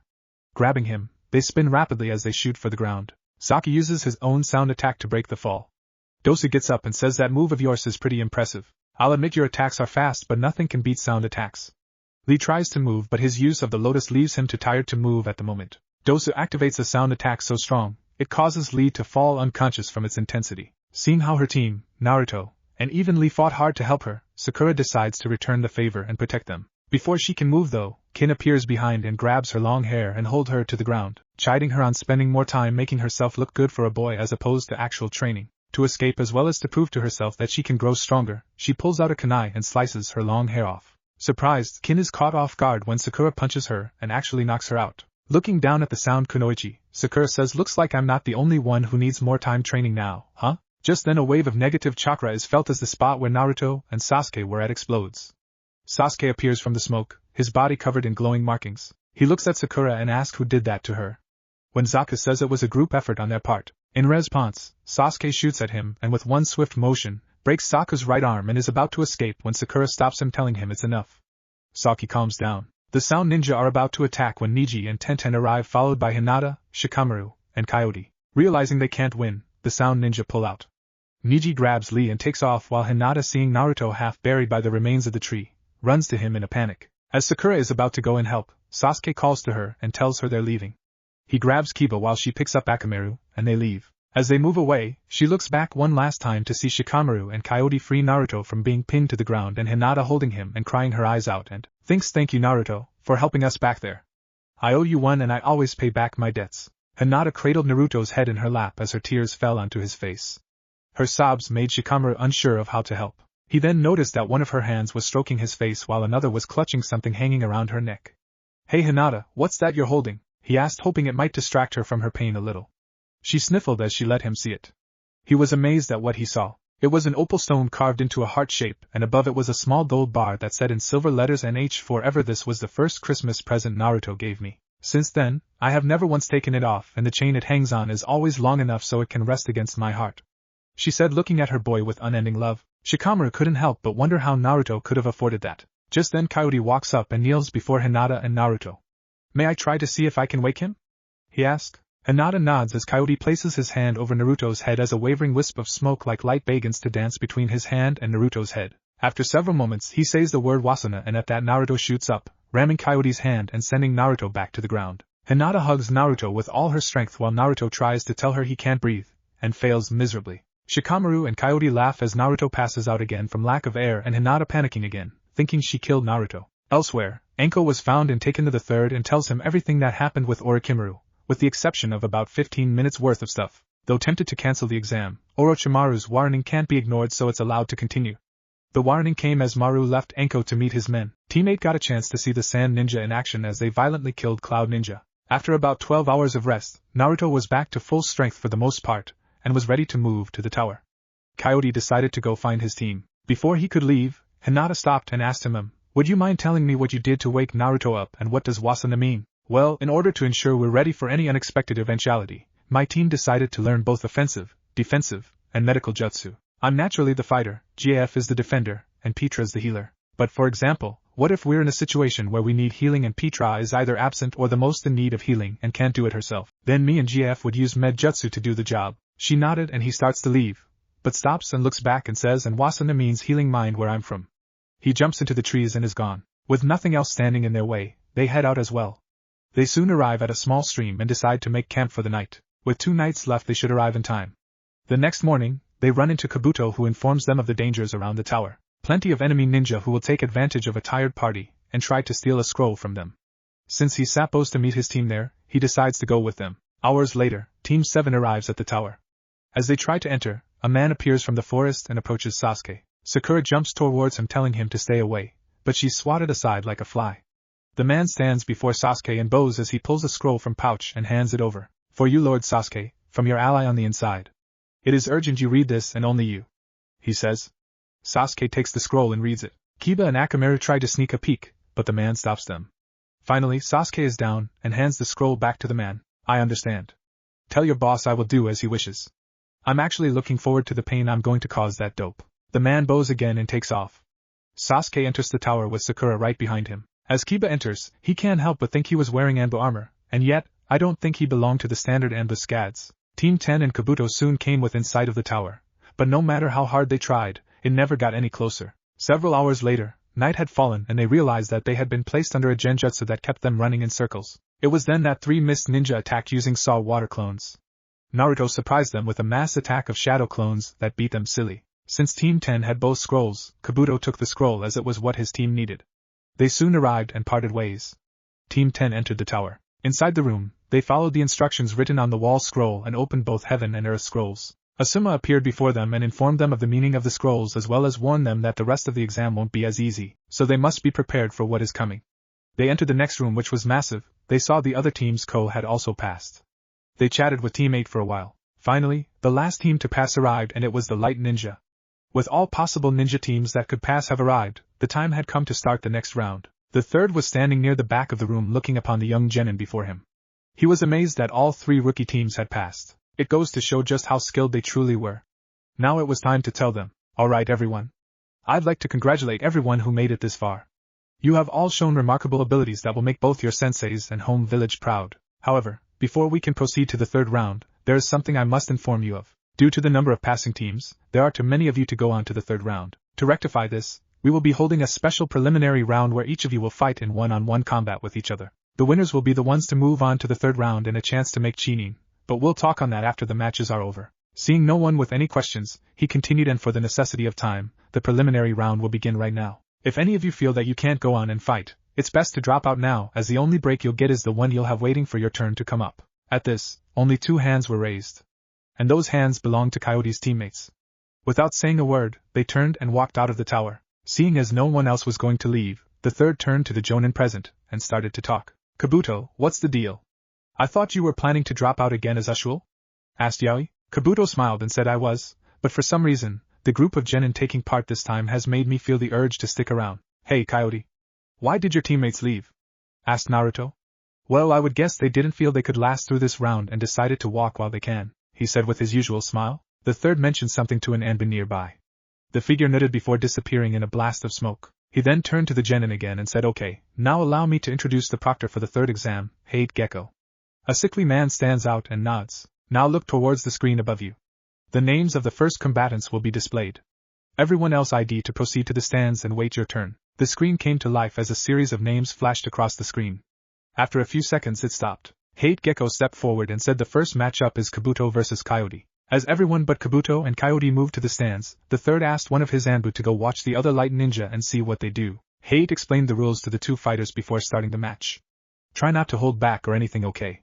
Said Keyote. Kabuto smiled and replied, I doubt I'd need to use my full strength against you, light ninja. The 2 charged each other as fists clashed with each other. Kabuto's hands started glowing as he made a strike towards Keyote's feet, but he managed to jump out of the way. Kabuto moved in again and Keyote sent a spinning kick towards Kabuto's face. But Kabuto dodged and managed to get close enough to hit Keyote in his left shoulder, rendering his left arm muscless.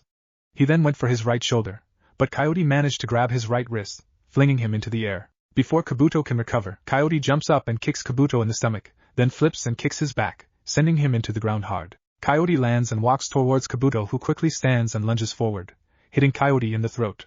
The light nin falls to his knees as he struggles for air. Sorry about that. But my attack has made it difficult for you to get air into your lungs. You'll pass out in a few moments but you'll live, says Kabuto, who then turns and walks away. A grin crosses Keyote's face as he asks, I thought I told you to take this seriously, didn't I? Kabuto looks back and asks, what makes you think I haven't? And even if I have, you're in no condition to be asking for serious now, are you? I was just wondering cause now I'm going to get serious, says Keyote as he quickly stands, no longer breathing hard, and his left arm is moving again. This will be over quickly, says Keyote, who then vanishes in a vamp of smoke. Kabuto looks to see him only to find him appear next to him, his leg flying at Kabuto's face. Kabuto tries to block it but is sent flying. Kabuto quickly recovers and is about to counter when he sees Keyote rush him, jump and land on Kabuto's shoulders, and flings him into the wall, leaving a nice dent in the thing. Kabuto coughs up blood as he wonders where this came from. He looks up to see Keyote, who has brought his hands together, and a wave of red lightning is surging between them. Keyote smirks dangerously as a ball of red lightning forms at the center, and grows big quickly. Kabuto tries to move but finds himself stuck for some reason. As the ball reaches its full size, Keyote says, don't worry, it won't kill you, but it will leave you unconscious for a few hours and will really hurt like hell. Now, Crimson Lightning Dragon. He pushes the ball towards Kabuto, and everyone watches as it shifts from looking like a ball to looking like the head of a dragon made out of the red lightning. The attack hits and the sound of the lightning, which sounds like a dragon's roar, easily covers Kabuto's scream of pain. When the attack is over, Kabuto's body falls to the ground. Hate examines him and is relieved to see he is alive, just unconscious. He looks back and says the winner of this match is Keyote. The medics rush out and collect Kabuto while Keyote goes to join the others. The Sound Jonin, aka Orochimaru, is impressed with that attack and wonders if he could get Keyote to teach it to him. Sasuke is angry because for some reason, his Sharingan wasn't able to copy it to his memory for his own use. The Anbu returned and talked to the Hokage, and what he reported only made things more troubling. As Keyote joined Naruto and the others, they asked about his technique and his sudden attitude change from passive to serious. Well, I'm usually passive whenever I'm happy and calm, but if needed, I can be very serious, and that is usually trouble for my enemies. And as for the Crimson Lightning Dragon, it was created and taught to me by my best friend Nami. Who's Nami? Your girlfriend maybe? Asked Ino. Keyote laughed and said no, Nami is a guy, not a girl.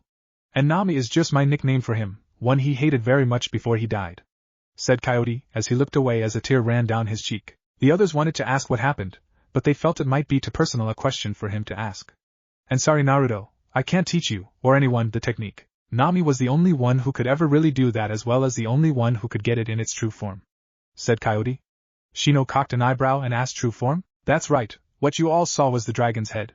The full-powered version was a full-sized, full-bodied dragon made of red lightning. Only Nami could ever take it that far, and at its strongest, the attack could turn a Haiden village into a giant crater, or so he claimed. Before any more questions could be asked, Hate called everyone's attention as the next two names were revealed. Kiba vs. Yaoi. Hate says, an easy prey. Looks like I'm going to really one-up you today, Kabuto. Yaoi says as he enters the arena. Alright, did you hear that, Akamaru? We got ourselves an easy win, exclaims Kiba happily. Akamaru barks in agreement. Maybe now Hinata will notice me and forget that idiot, huh? Kiba says with determination. Akamaru just groans and thinks, get a clue, Kiba do, she won't ever like you. Sorry, had to do it. The match had barely begun before it was over. Kiba and Akamaru used their man-slash-beast clone technique and tried the Fang over Fang, but Yaoi caught them and drained all the chakra from their bodies, forcing Hate to call in favor of Yaoi. Kiba, you idiot. Why are you such an embarrassment to Sasuke's team, Siche? Screams Sakura. Sasuke had to admit, that was pretty lame.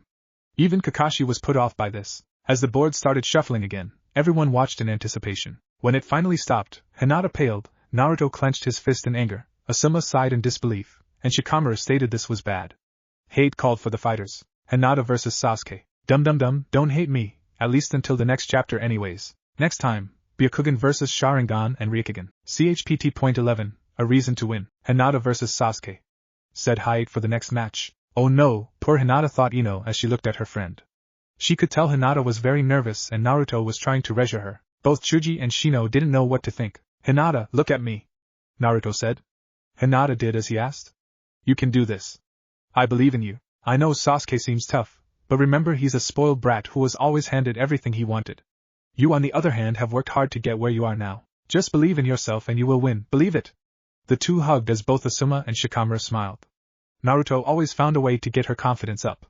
Thank you, Naruto. You're right, I will win, said Hinata as she started towards the arena floor. Well, that idiot Kiba made us look bad, but at least Sasuke will redeem our team, though I wish Hinata wasn't the one who had to fight him. He's going to be too brutal with her, and she really doesn't deserve what she's about to get. Kakashi was curious about how this will play out. As he walked towards the arena floor, Sasuke smirked at the situation. So Danzo really did rig the fight to get me to fight her. Well, whatever. If crushing her and getting Naruto to get all dark side is what he wants, then I'll do it. Plus, I'd love to make Naruto's little horse scream for me. As the two took up positions, Hate informed them of the rules and began the fight. Sasuke sent several shuriken flying at Hinata, who blocked them with a kunai. Sasuke took the opportunity to rush in and kick her back. She recovered, but Sasuke was in front of her again, sending a fist aimed at her face. She dodged as her Byakugan activated and she pressed her fingers into his wrist. He jumped away, trying to rub the numbness he now felt in his wrist away. Close combat wasn't a good idea at this time, so he instead opted for lunge range. Several quick hand signs followed by fire style, fire ball jutsu, and a large ball of fire shot towards Hinata. Ino yelled for her to dodge, then noticed that Naruto was smiling. She looked back to Hinata, wondering why. Making several quick hand signs herself, Hinata yells water style, water wall jutsu, and a large water wall shot up before her and took the attack. The blast covered the field in a thick fog for several moments. Sasuke took that moment to activate his Sharingan. Is it activated? He felt a stab of pain from the curse mark. He needed to end this quickly before he loses control. Just as the fog was clear enough for him to make out Hinata and go on the attack again, she made the first move. Water style, water dragon jutsu. A massive water dragon emerged and slammed into Sasuke, sending him flying back. Whoa, I can't believe Hinata is winning, Chuji exclaims. He knew she was strong, but this was unexpected. Shino nodded in agreement. Naruto, how is Hinata using water jutsu in here? Asked Ino. Well, she is a water type naturally, and at her current level of ability, she can take the water molecules from the air and use them for her elemental jutsu. Naruto tells her. Ino looks back at Hinata and yells, "You're amazing, Hinata. Show that jerk why girls rule." Hinata looks back at her friends and smiles. Naruto was right, she can do this. Sasuke picked himself up and was getting angry. He needed to distract her so he could move in and finish this. He locked another fireball and Hinata once again created a water wall to defend herself while she pulled out another kunai and prepared for the next attack. Just as Sasuke appeared before her and kicked her into the air. After delivering a kick to the back, he landed another to her stomach, causing her to smash into the ground. He landed beside her and smirked. Now to finish, he was stopped mid-sentence when Hinata disappeared in a puff of smoke. A shadow clone? He thought as Tiani kunai the clone drop transformed into the real Hinata. Sasuke tried to move, but it was too late. It's over for you, Uchiha. Protective 8 trigrams, 64 palm. She yelled as she started moving her hands before her, creating a ever-moving chakra web that shot out and slammed into Sasuke, sending him flying into the wall. When he didn't move, Hinata turned to Hate. As it would appear, Sasuke is out for the count. The winner is he didn't finish as a wave of dark chakra filled the room. Several glowing markings appeared on Sasuke's body as he started to laugh.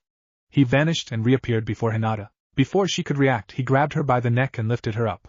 He threw a curse-empowered punch into her stomach, causing her to cry out and start coughing up blood. Sasuke told Hate to call the match in favor of him, or the next punch will be to her heart, and would kill her. Asuma was holding Naruto back, who was yelling to be let go. Hinata needed help. Sakura was scared as she had yet to tell Kakashi about what had happened for Sasuke's sake, and now Hate looked back at the third, who only nodded in hopes to get this under control.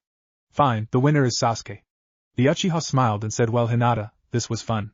And so too will this. He turned her around and before anyone could make a move, he slammed his supercharged fist into her back, causing her to scream in pain as a sound of bones snapping could be heard. Hinata Naruto screamed as he wrenched himself from Asuma and shot down into the arena and charged Sasuke.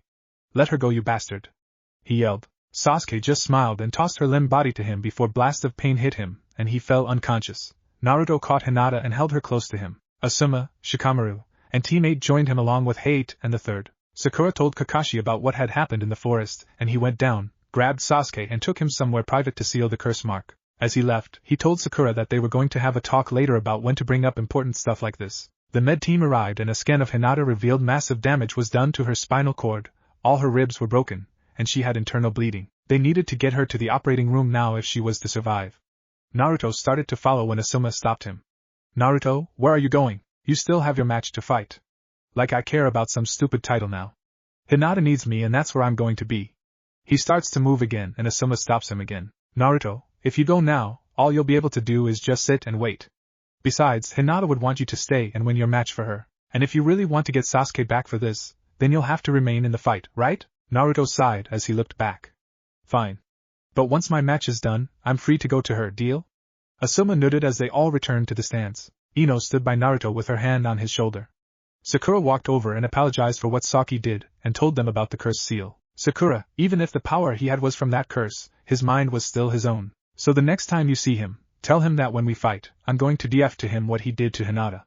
It was then that the next fight was announced. Shikamaru vs. Kin. Kakashi had taken Sasuke into a private room to place a seal over the curse mark. Orochimaru had shown up and informed him of his desire to have the power of the Byakugan, and promised that one day, Sasuke would come to him in search of power. He left without incident. Shikamaru managed to win his fight with Kin by using his shadow possession jutsu on her, and having her hit her head against the wall. Next up was Tenten vs. Temari.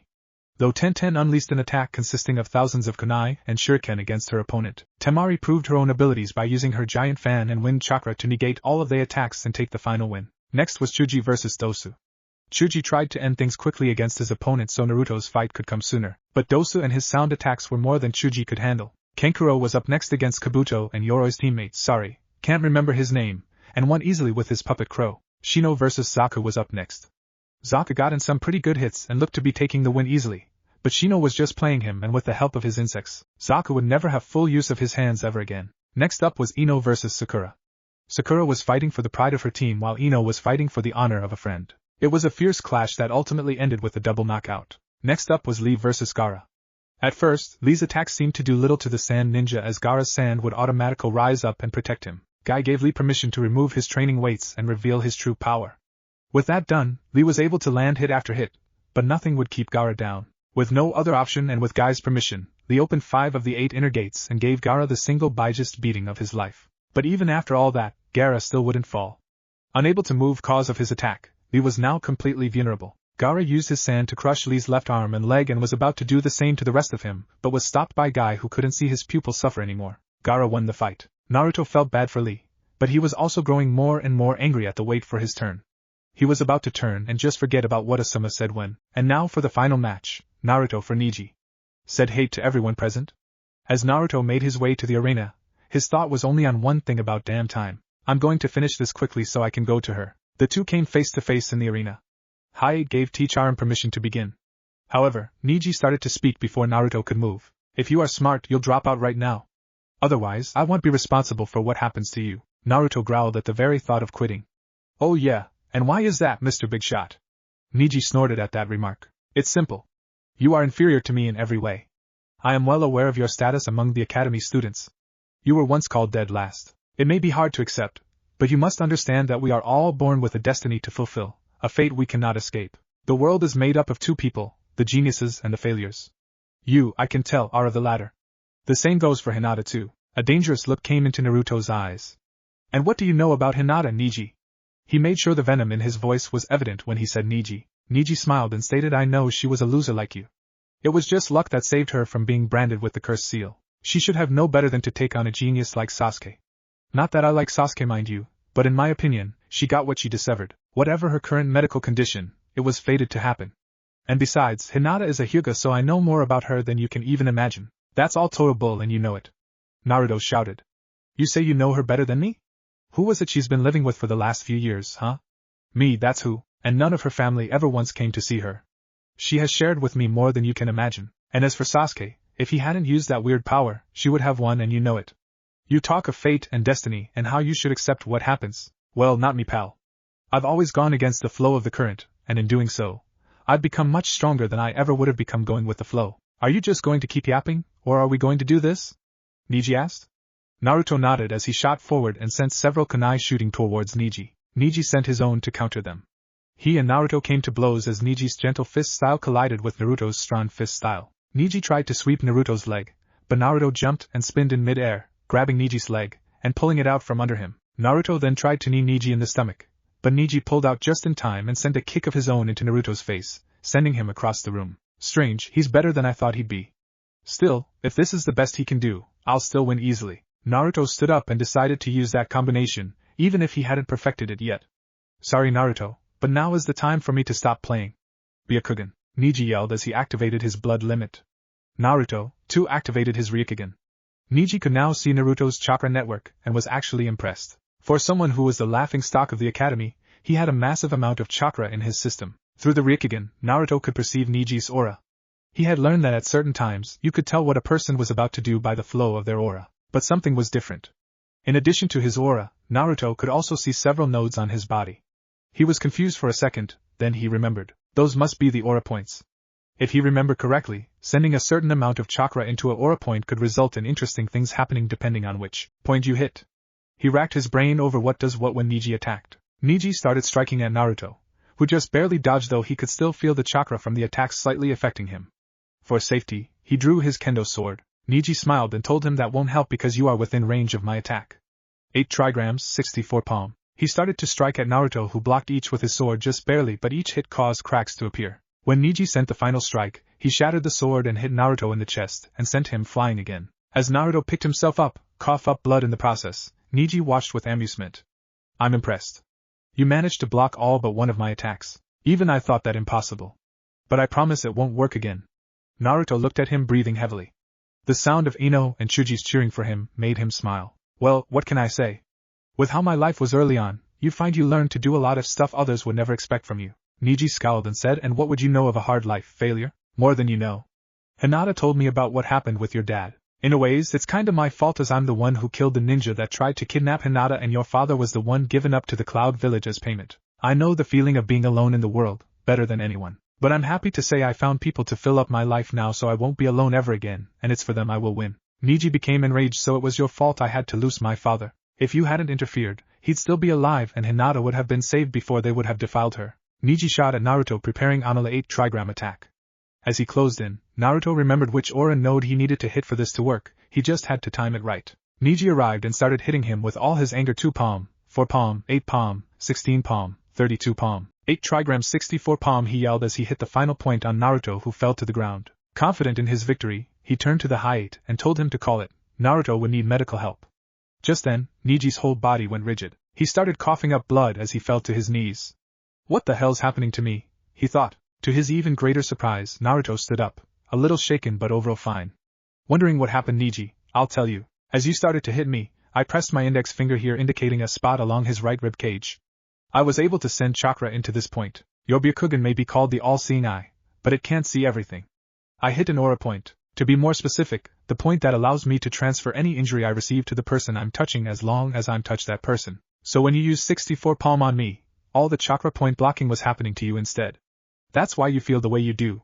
Your own attack has defeated you. I'm just going to add the icing to this cake. He jumps back and tosses a kunai into the air while saying kunai shadow clone jutsu, black metal rain.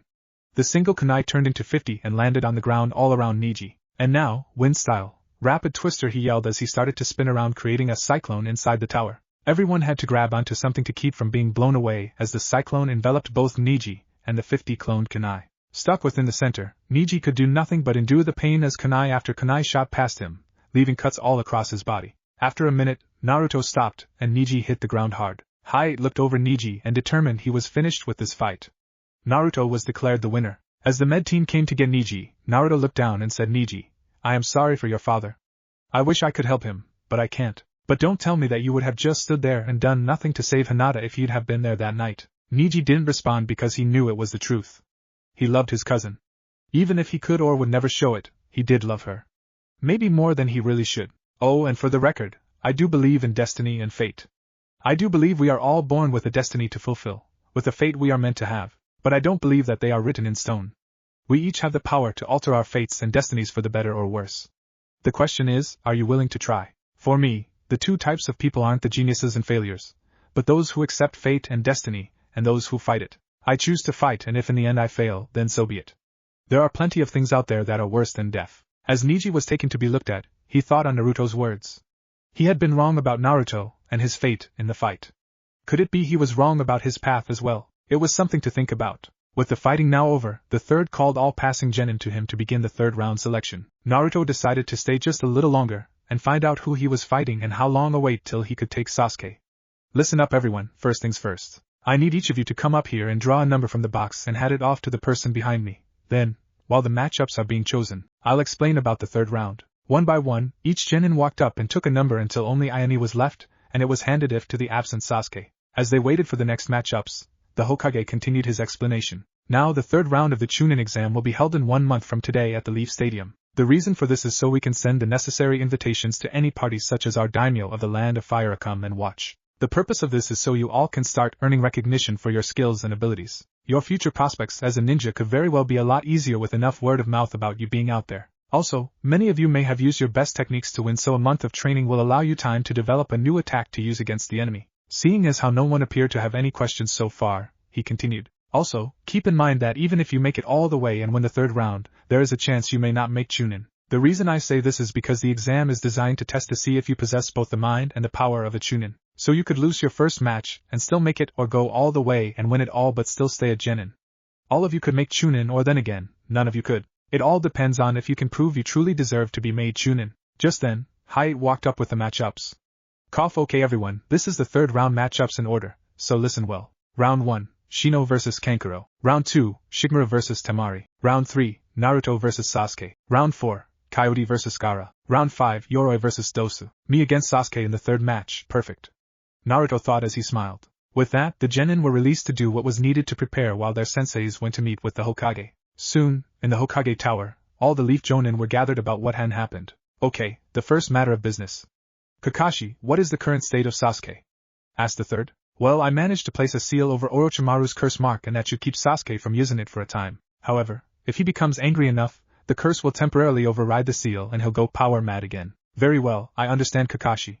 You should know that I am of the same mind as Naruto in believing he was not under the influence of the curse mark with his last attack against Hinata, but it was something he did just to anger Naruto. But as there is no way to prove that yet, I will allow him to continue into the exam for now. Just then, an Anbu appeared with a message for the third. After telling him, Sarutobi grew pale and concerned. Is something the matter, father? Asked Asuma. Indeed, I have just learned 2 shocking things. The first is that evidence has been found to indicate the selection computer for the preliminaries was slightly rigged. To be more specific, Hinata and Sasuke's fight was arranged to happen. Everyone was shocked by this. Do you have any ideas who could have done this and why? Asked Kurenai. I have my suspicions.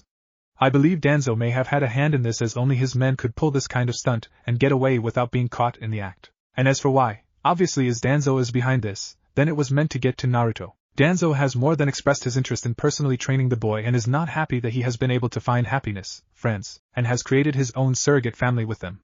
Danzo believes Naruto should be a mindless, heartless weapon for the good of all the Leaf Village, and Danzo might get his wish, though I'm sure that if that does happen, he'll live to regret it.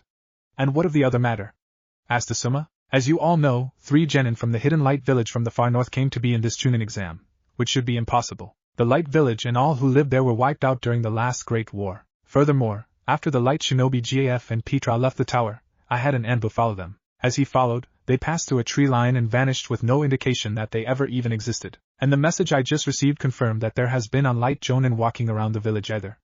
As it stands, Keyote is the only one who is actually here. Do you think he's working for Orochimaru? Asked Hayate. It's a possibility, but I doubt it. There is something about him that says he's not our enemy, but he may not be an ally either. Hayate, I want you to observe both Keyote and the Sand Ninja.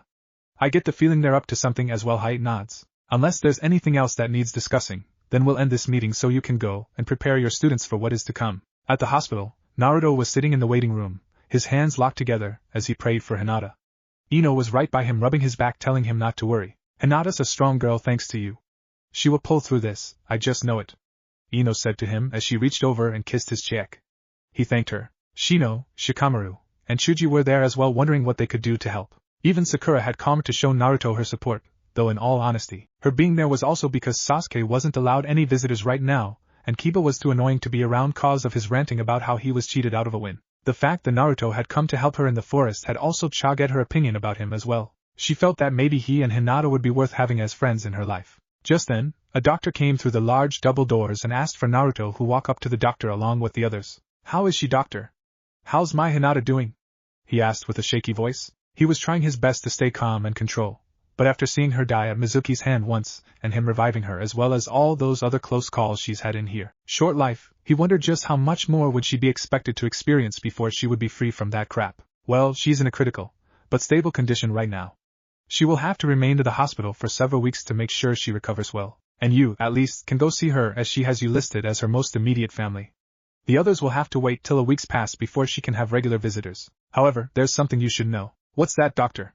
He asked, getting more nervous. Well, we were able to heal most of her injuries, but I'm afraid the damage done to her spine is more than we are currently capable of handling. I'm sorry to be the one to tell you this, but what, doctor? The fear and anger was evident in his voice. Hinata is paralyzed from the waist down. I'm afraid she'll never walk again. I know what all you Hinata fans are thinking. How in the hell could you do that to poor, sweet Hinata, or something to that effect? Trust me, I'm not happy either, as she's my fave Naruto girl and in my top 10 anime manga game girl characters. The reason this happened though was because I need Naruto to really hate Sasuke both during their coming Chunin fight and the eventual Valley of the End fight. What will become of Hinata though? I think you know. Next time, Pervy Sage Summoning Partner, Test, the Sword, and a Book. What if Naruto surpassed Sasuke in Chunin exams? And thanks for watching my video till the end. If you enjoyed this content, then do consider subscribing to my channel. And leave a like if you guys need the next part. Comment down and thanks for watching the video and see you guys in the next video.